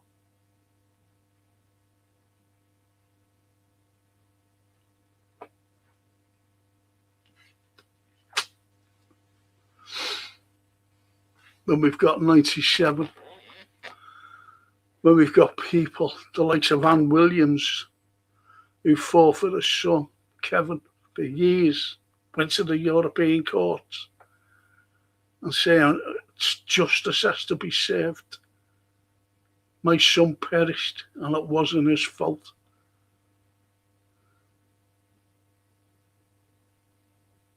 And none of today would have happened only because of that beautiful lady, Anne Williams, and the fight carried on by the lovely Sheila Coleman.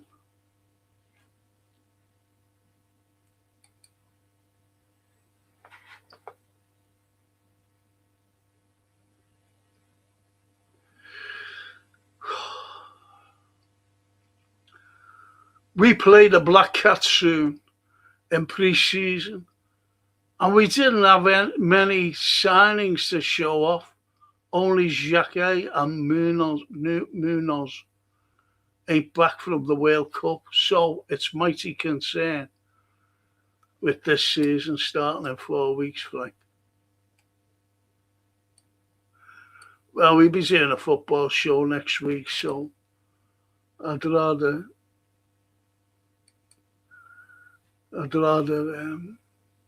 talk about it then. Next Tuesday, football show. And Phil says, Peter, they are using Iran to decimate the Gulf. But you've got to look at the bigger picture. Because if they go out to the facilities of water sanitation, not only that, but the whole world, look, the economy around the world will go haywire. So it'll be our economies that have gone.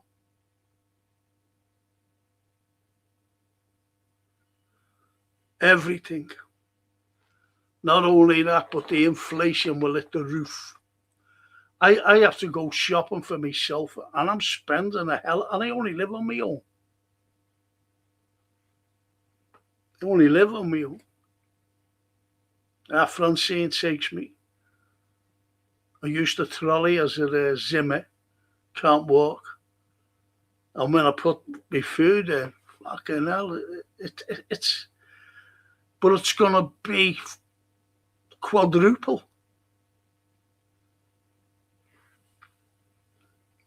That's why I'll have to get my tooth done right after my operation next month.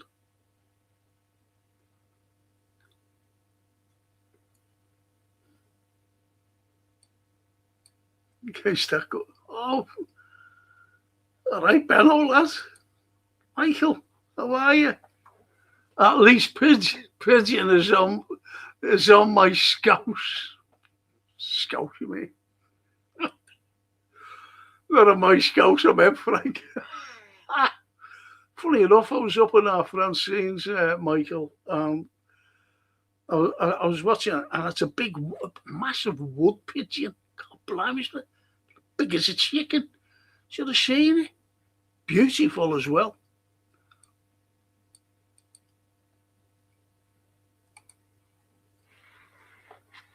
And Poet says, unfortunately, Keegan and Emlyn met Thatcher, indeed kissed her. Well, he was a Tory, wasn't he, Keegan? I'm sorry, Emlyn Hughes. Indeed kissed her. It was very early on in her tenure, to be fair to them. Thing is, Emlyn Hughes was a massive Tory and a monarchist. And Michael says, Michael, if you're still with us, honestly, mate, I don't go on Facebook anymore. I always commented on this lad's posts. He's like us. He's like us. You know, about what's going on in the world today. Scared of saying what I think of the US and Israel. We've got to be very careful, Michael. Very careful, mate. Everyone. You love these people on here, Michael. Honestly. But all the same.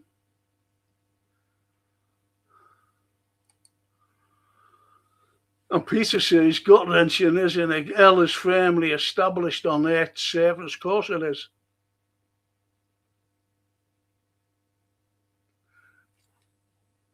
Please imagine, please, just for 10 seconds, what's going on right now in Gaza, the West Bank. Just what's going on. And what's going on in Iran. Civilians are being killed.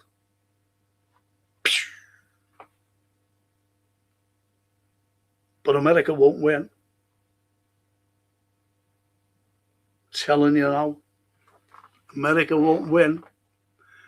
It's too vast. America have never won a war. Ever. Unless they're backed by people.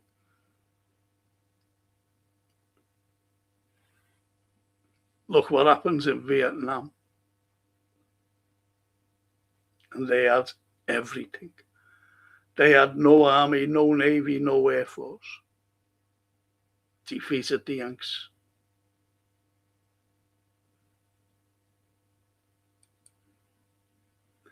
And Stephen Cochran, remembering those poor kids at this time, Frank, so sad the way they were killed.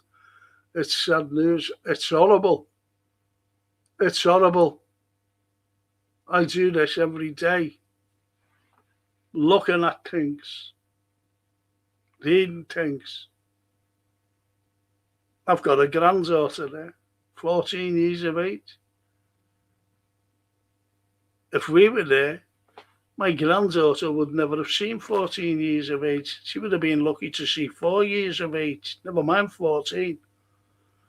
And the same for every little grandkids around here in the UK.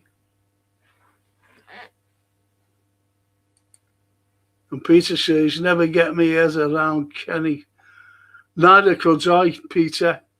I know Kenny. I could go in my living room, get a photograph of me and him, show you.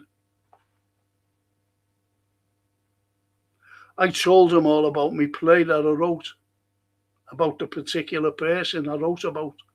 True story. And he was made up. Kenny. And I couldn't get my head around it. Fighting. He knew that we were fighting the establishment, but we're not only fighting the establishment, but the Sun. Do you know the Sun? You know, we wouldn't buy the Sun. And they were always at the Liverpool press conferences. One man who came in and fucking banned them. And who was that? Jurgen Klopp. He said, we don't want you here anymore, get out. The only man to do it. And I don't know whether they're back in because he's gone. I'd love to find out. I'd love to find out if that fucking baldy fucking Dutch cheese fella brought them back.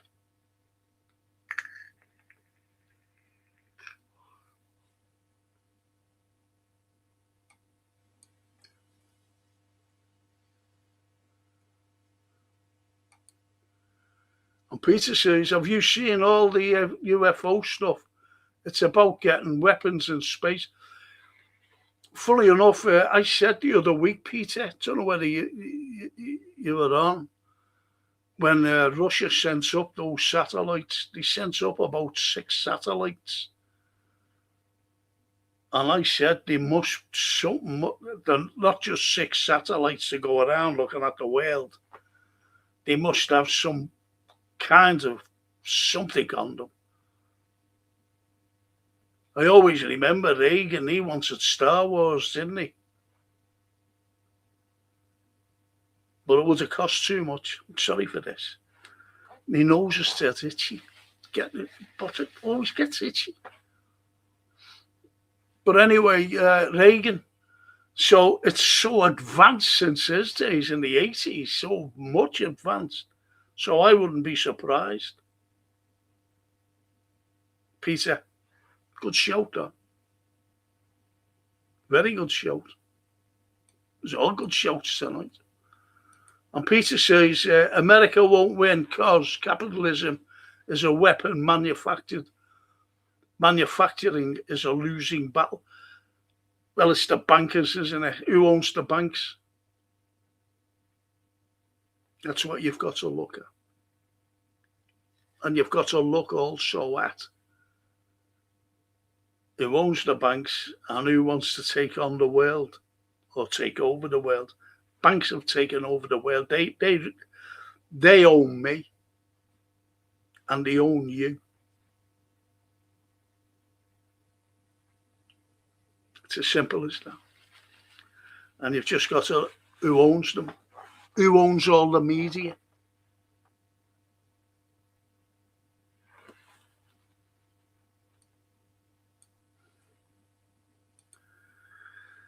Once you open your eyes, there's no going back. I am jealous of the blissfully ignorant. So I said that myself. I've said it myself. Wouldn't it be wonderful to be ignorant of everything?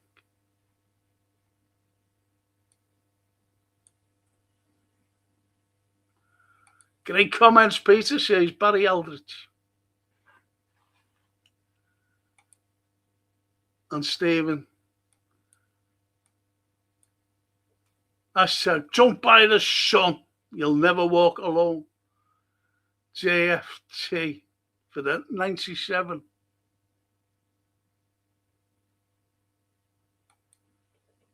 And the post says, don't forget Kenny was brought up in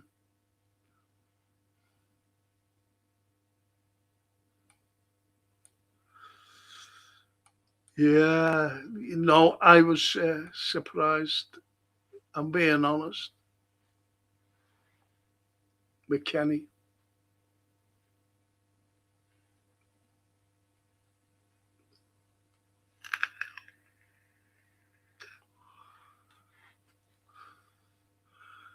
And Steve Mulholland, are the Euros in 2028 going to be played at Anfield? I don't think so. I think they'll get to Everton.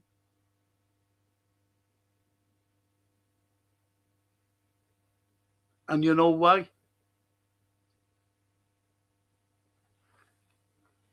Because of the national anthem. I'm telling you now.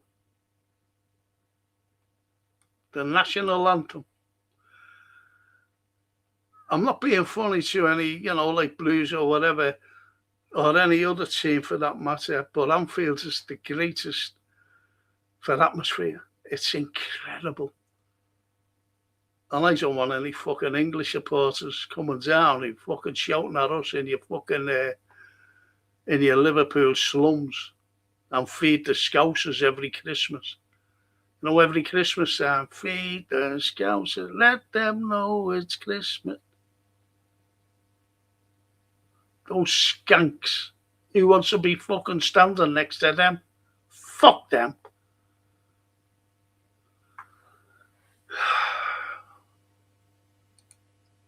Stephen says, hashtag 90 says, sorry, absolutely, JFT 97, don't buy the show.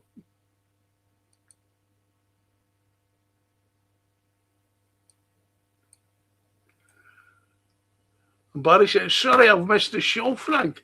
Being out and about, sorting the Royal Southampton visit. Oh, God. The Royal Southampton visit.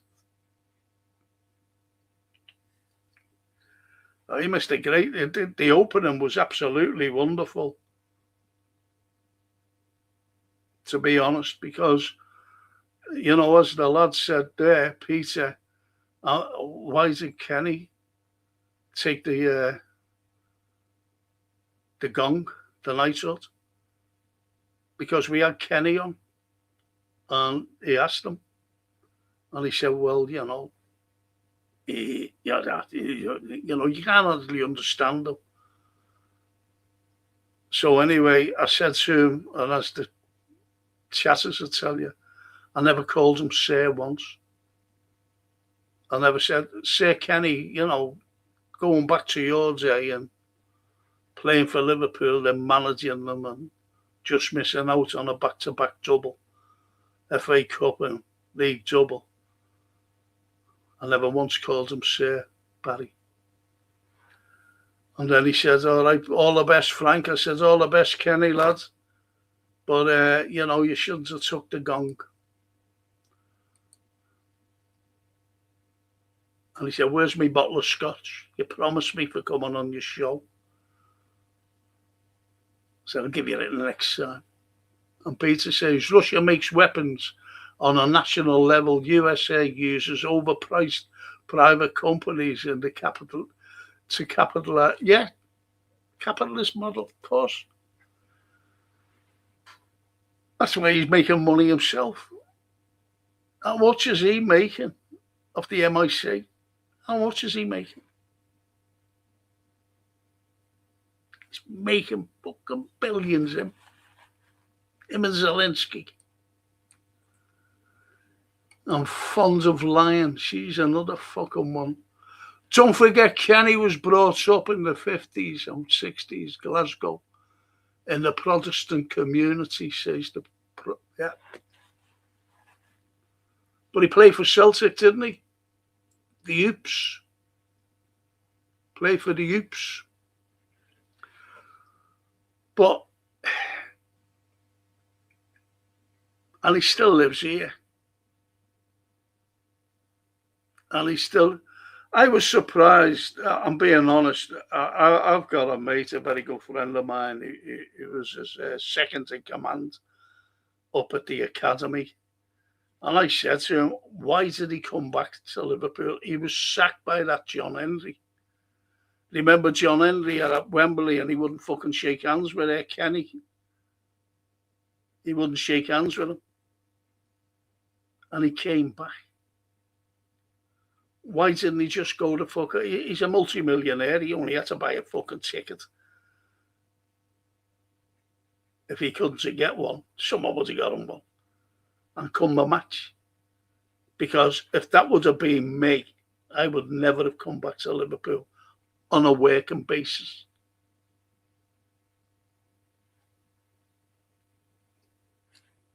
No way.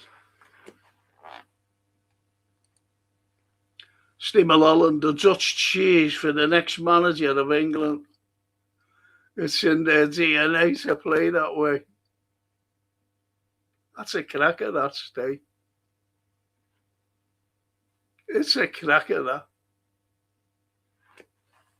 You fucking destroy England. They're already destroyed. They're all fucking crap. The real fire... I'm sorry. The Phil says, the real frightener is that as cash is almost over, the government can take anything you have in any bank, anywhere in the world. Yes. Yes. And think about this as well. You know, I've been hacked on a number of occasions, and I lost my account, and I tried to exit anyway. They wouldn't bring me back. You know, give me old account, and I lost a hell of a lot of friends. And I don't confirm any friends. Well, you know, I have been on Facebook for a very long time, so I don't confirm any because one of them, out of a line of them, who was saying, you know, be my friend, is a hacker. And that's how I got fucking done the last time. But that's it. So you're right. And they're everywhere. And if they can hack you know, scumbags, they can also, other people can hack your account. I'm being honest here, I got a phone call early last week. And I thought it was someone in the street, you know. I said, I can't hear you properly, the wind's blowing. And he went, oh, no. And he had, you know, an Asian accent, you know, that you get on call things. And I said, what's this about? And he said, a refund. I said, a refund for what? And he said, and anyway, I said, listen, I said, you'll have to speak to me daughter. I can't understand you. And also, you won't tell me what this is about. So when my daughter's down, talked to her. Anyway, he kept phoning me. So I blocked him. Then I blocked him again. 3 times he phoned me on 3 different phones. Because I said to Jason, this fucking fella keeps phoning me up. But he's in the street. He's not in an office or anything. I said, I thought it was an Indian. The way they have these Indians now, taking over and talking to you, from a company. And he said, I looked it up, and do you know where he was from? He was a Pakistani from Lahore. What did he want my vote? But see what I mean? Hackers. And Michael Bennett says, why are American presidents always elected on the middle stages of Alzheimer's or dementia now, Frank? It's APAC, isn't it? They're electing them. It's like what other people say about agendas, like Peter said about agendas. There's always an agenda. Well, you think about people. Look at Trump, how he got in. And he got in on a peace thing because people are fed up with fucking wars. He's the worst warmonger I've known. But he's doing it for the tiny little fucking country in the Middle East. That's what he's doing it for. They're demanding. They run America. And I'm telling you now, they fucking run Europe as well. They run us.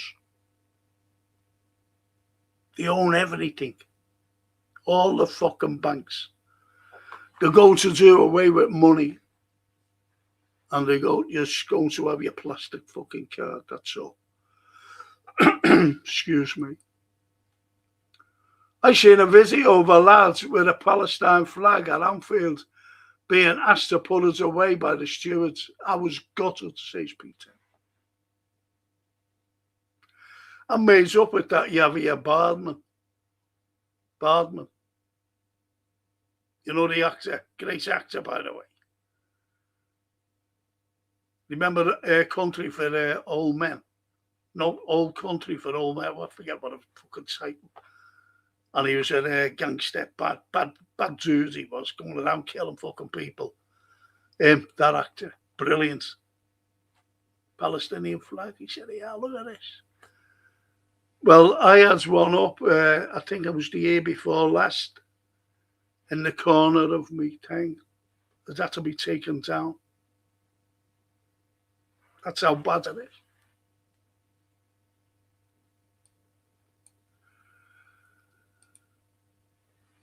The Woodmaster. Hiya, Frank and chat. Just got back in an area of signal on me narrow book. Oh, fucking.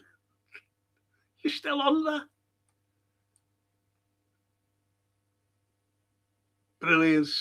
Brilliant there, Woodmaster, lad. And Michael Bennett says, is there a nefarious force behind these bastards? Masonry of Zionism or both? There's everyone behind them. Michael.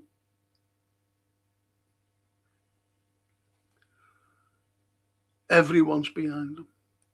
And I'm talking about these snidey fucking little clubs, little cliques of people.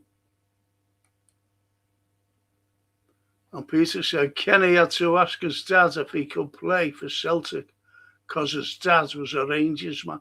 So was Kenny. I grew up a Liverpool supporter. My daughter, my granddaughter, and my 2 grandsons are Liverpool supporters.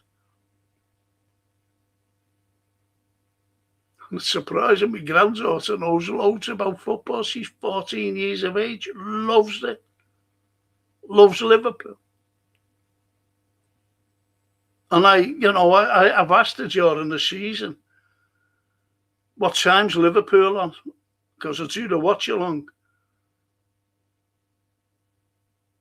She knows, she tells me. She's the little oracle for me. So I understand that, what you're saying, Peter.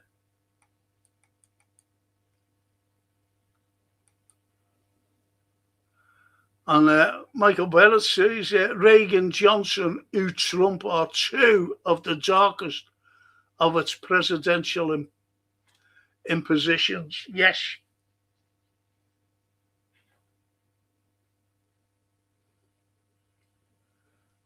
But Johnson never went over on his own accord in that March, in that April to stop that agreement between Ukraine and Russia. He was sent by Biden and the CIA and MI6, because MI6, you think that MI6 is all James Bond, and that's not. They're a dark force. They know the score, just like the CIA. Dark forces. Deep state.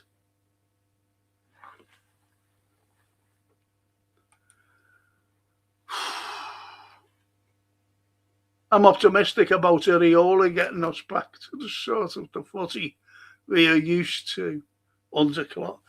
Agree with you, Barry? I hope so anyway. I'm going to back him.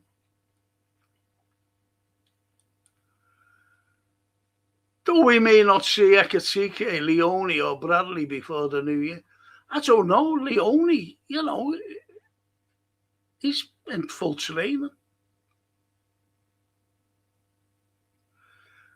Bradley, yeah, agreed there.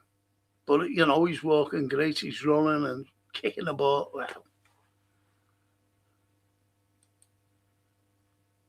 I'll be finishing soon, boys and girls.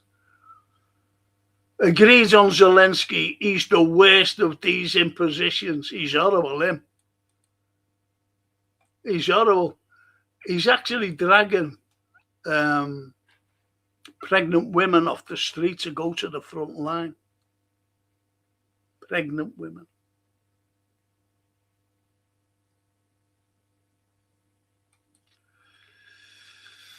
And the poet says Kenny is one of the greatest figures in our history, but maybe his upbringing had something to do with him accepting the knighthood.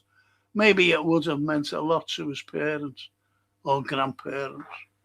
Yeah, I agree there, but I still love Kenny, don't get me wrong.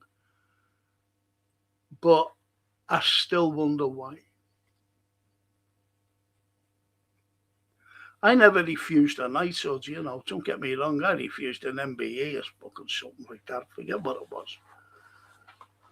I said, I've been fighting the establishment and you're expecting me to take a gong off them. You having a laugh? But it was for me work, it wasn't anything to do with it.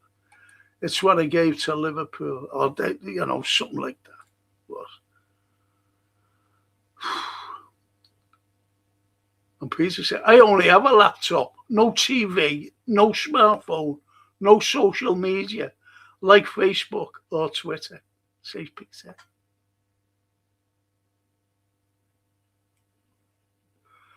Well, I've got an iPhone, I've got fucking this, I've got that, but I haven't got a laptop. These are just monitors here, what I've got. And a fucking big thing there. A big thing down here, that gets everything going. Peter. Frank, do you remember Whoops Apocalypse from the early 80s? It's like a script for today concerning USA, Iran. Honestly, you watch any old films and Iran or Russia or China come into it. I remember the British, it was British actors pretending that it was in America. And there was a fella by the name of Peter Hahn in it. I was only watching something about him the other week.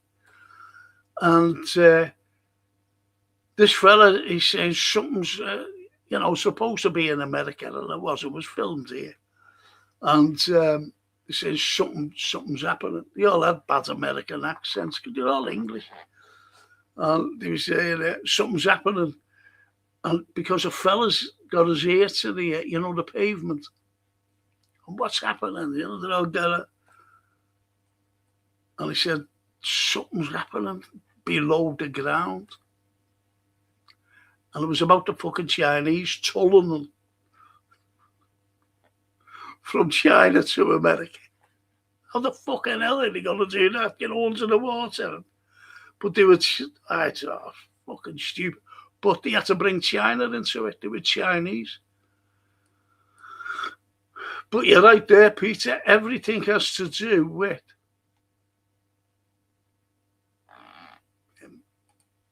Bardem Frank. Yes, that's him. Javier Bardem. Holding up the flag. But they're all coming out, aren't they?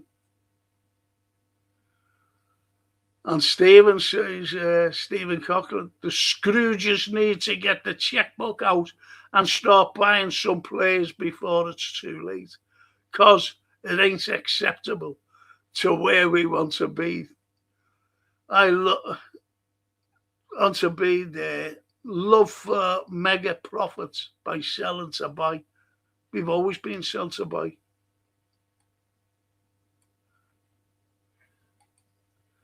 And Michael says, covering some topics tonight, Frank. We've got you busy tonight, mate. Sister went to the Piste last night. Have you seen it? Any thoughts on the Piste? No, I haven't. Unfortunately. Do you know what I was going to do? Normally, Michael, I'd do a film and TV review, and I give out films, to watch. And there's a fucking cracker. There's a cracker out. But I forget the name of it. Fucking useless. I've gone, That's it. I've gone. But it's a cracking film, I thought. And, I thought, I'll say this tonight about a film, and it's a cracker. And you get it on YouTube as well. Really good film. Trying to think of it. I'll tell you what it's called. No, I can't. It's called fucking hell. I think it's called 24 Hours with Nick Cage. It's about a heist on YouTube. Watch it. It's fucking good. Really good. The hype. 24 hours. And Michael says, proud of you fucking off the honour, Frank. Yeah, thank you. It was a few years ago now. I'd never accept anything. I think once you don't accept it, that's it. They don't ask you again. So I'm fucking made up with that. Not that I'd accept it. And Stephen, thank you for that, Michael. Thank you so much. And Stephen Cochran says the problem at Liverpool, we have too many injuries-prone players that will cost us in the season. As Ekatike will never be the same. No, he won't. Player who missed the World Cup after the bad injury. Yeah.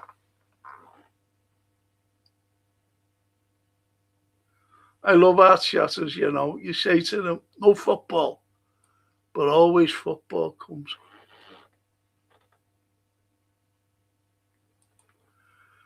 I'm the Woodmaster. Peter, a bit like me on my boat, I've got 51 foot of steel totally off the grid. 51 fucking foot. Stay your boat. It's a yacht, that. It's a yacht, that. And Phil said, Frank, if LG was poisoned, Lindsey Graham, Missy Graham, Missy. It was the Ukrainians, a sacrifice to warn all the Western. Someone said that no matter who, not to stop the flow of billions, all roads lead to one group. Someone else said that, you know,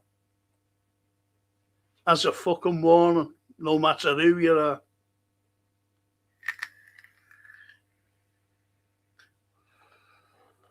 No matter who you are.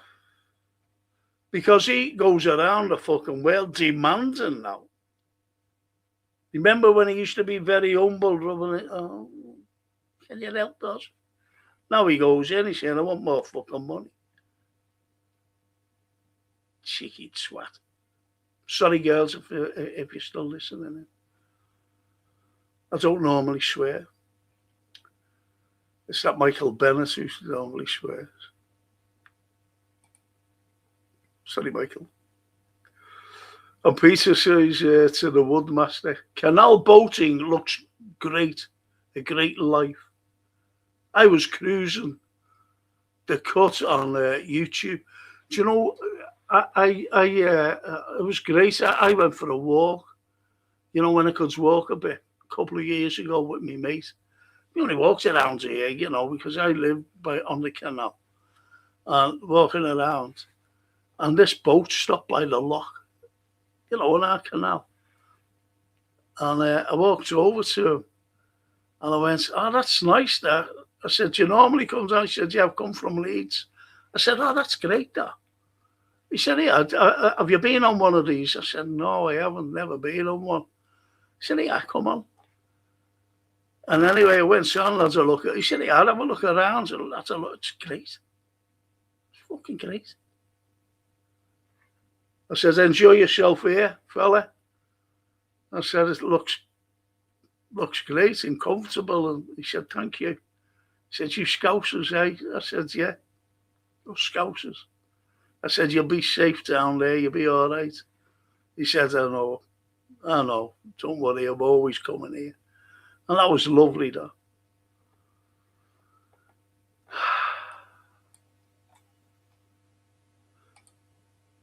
I watch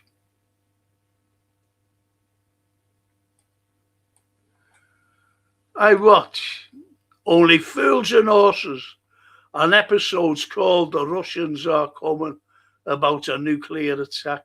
It also has an episode called The Yellow Peril. Yes. You'd always get it. Unfortunately, we've been brainwashed.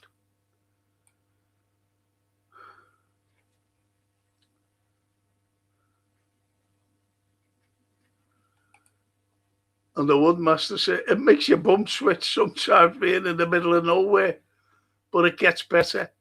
Ad Yedders went on that Norfolk thing years ago. And he said, oh, we're going on the boats, you know, the canal barges crashed into fucking everyone. How did it go? You're fucking crashing all the time. You going on again? No. Gonna cost me a fortune. And Phil, so when you see the propaganda, it's almost funny to watch their efforts. Yes. It's like that Stube, is it Stube, is it him? And he said, Ukraine have won. So if Ukraine's won, why haven't they taken the fucking land back that they lost? Or made any impression on it? And why do they keep asking for money and weapons? And why is Kiev getting smashed nearly every night? and Odessa now, because they're going to take Odessa. They're going to landlock it. They're going to landlock Ukraine. It'd be useless for fucking everybody then. BlackRock, America, they're fucked. And Michael Bennett. Back to politics, mate. Burnham going to follow Starmer. Yes. That bollockhead policies. Tightening of the PIP benefits. Piss off, Frank. I don't swear.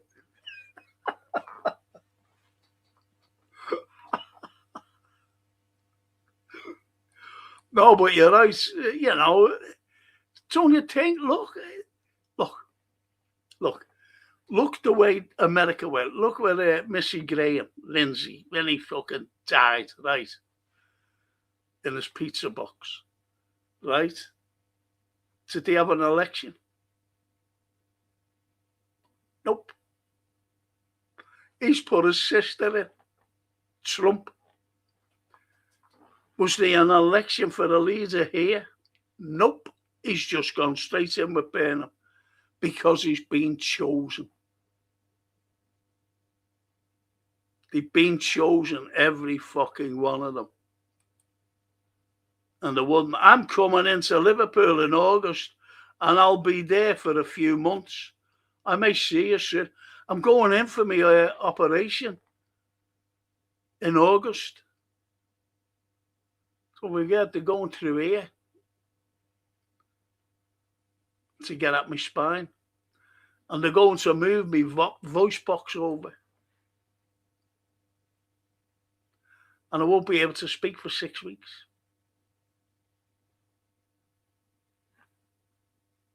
But I don't know what date in August. I just want to get my tooth done as well. One thing, I'm not going to pay fucking 2,000 quid though. And Peter says, it's a good night from me, fellas. I'll see you on the next Truth and Conspiracy or History show. Peter, that's on Monday night. Thank you for joining us. 7 o'clock as usual. Thank you so much. And Michael Bennett. People with mental illness being targeted, anxiety, depression, OCD, schizophrenia, etc. They think these health problems are not real and people are blagging. Yes. Spot on, that. Great comment. My daughter's a psychologist. She used to be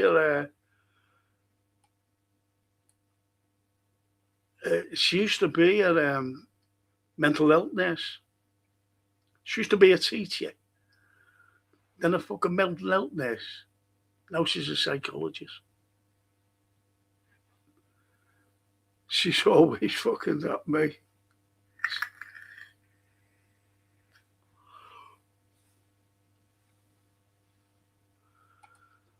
And the one master says, it seems the more the British government go anti-Russia, the more they look like the old USSR by doing it, yeah.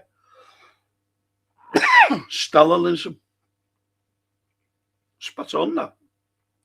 Go to jail. Go to jail for a tweet for 3 years. If you're complicit in a murder, you go to jail for 3 years. What's the difference?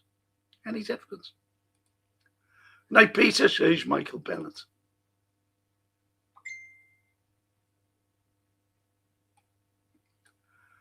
And Phil says, I'm going to end on this, people. Voice is gone.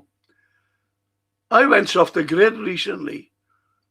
Sunshine, nice food, no news, relaxation, and it's not to be underestimated. With all its sham, drudgery, and broken dreams, it is still a beautiful world. I've always said that. But man is destroying it. I just, when I put the telly on, and I put YouTube on there's something like OLED, and it's like 4K or 8K, and you're looking at the world. It's fucking unbelievable. Love it. And I love streaming the Dolomites. You know, these drives, you know, you just see a car or a van or whatever, got the camera on and they're just driving through. Fucking unbelievable. Beautiful.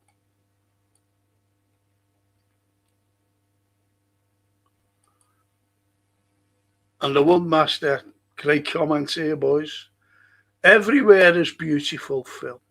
It's the people that are ugly. Yes. Absolutely brilliant.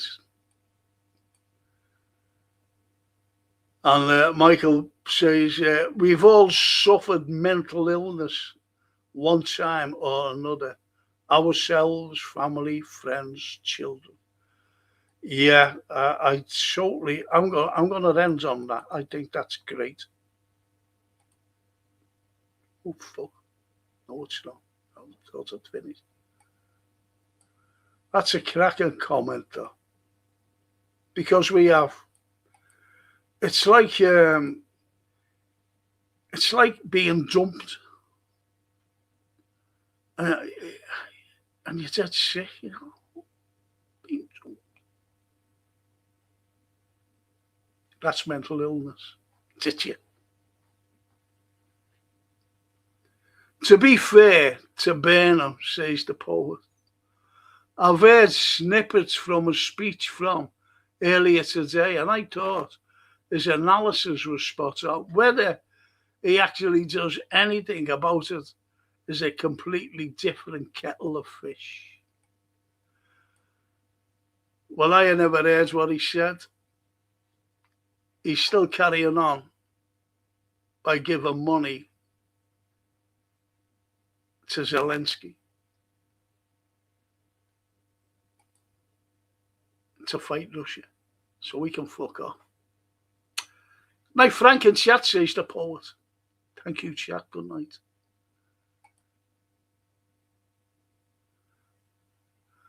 Best chat given. Doesn't know what to say. Best channel and best chat on YouTube. Well done, everyone involved. Oh, thank you. Yeah, I say everyone. And they've all been fantastic comments. Really. And Phil. Good show, Frank, and all the chat. Thank you all. Love to everyone. Thanks for joining me. See some of you on Monday with the history show. Got loads of history to show as well. And I'm going to show that thing, the frieze of St. George's Hall that never went up, unfortunately.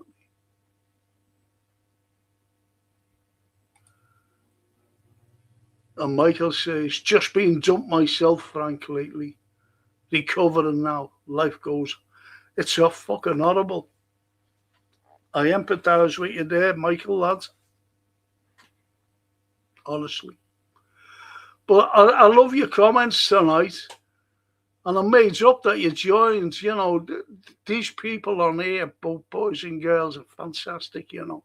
And as you know, it's, you know, the comments have been absolutely wonderful.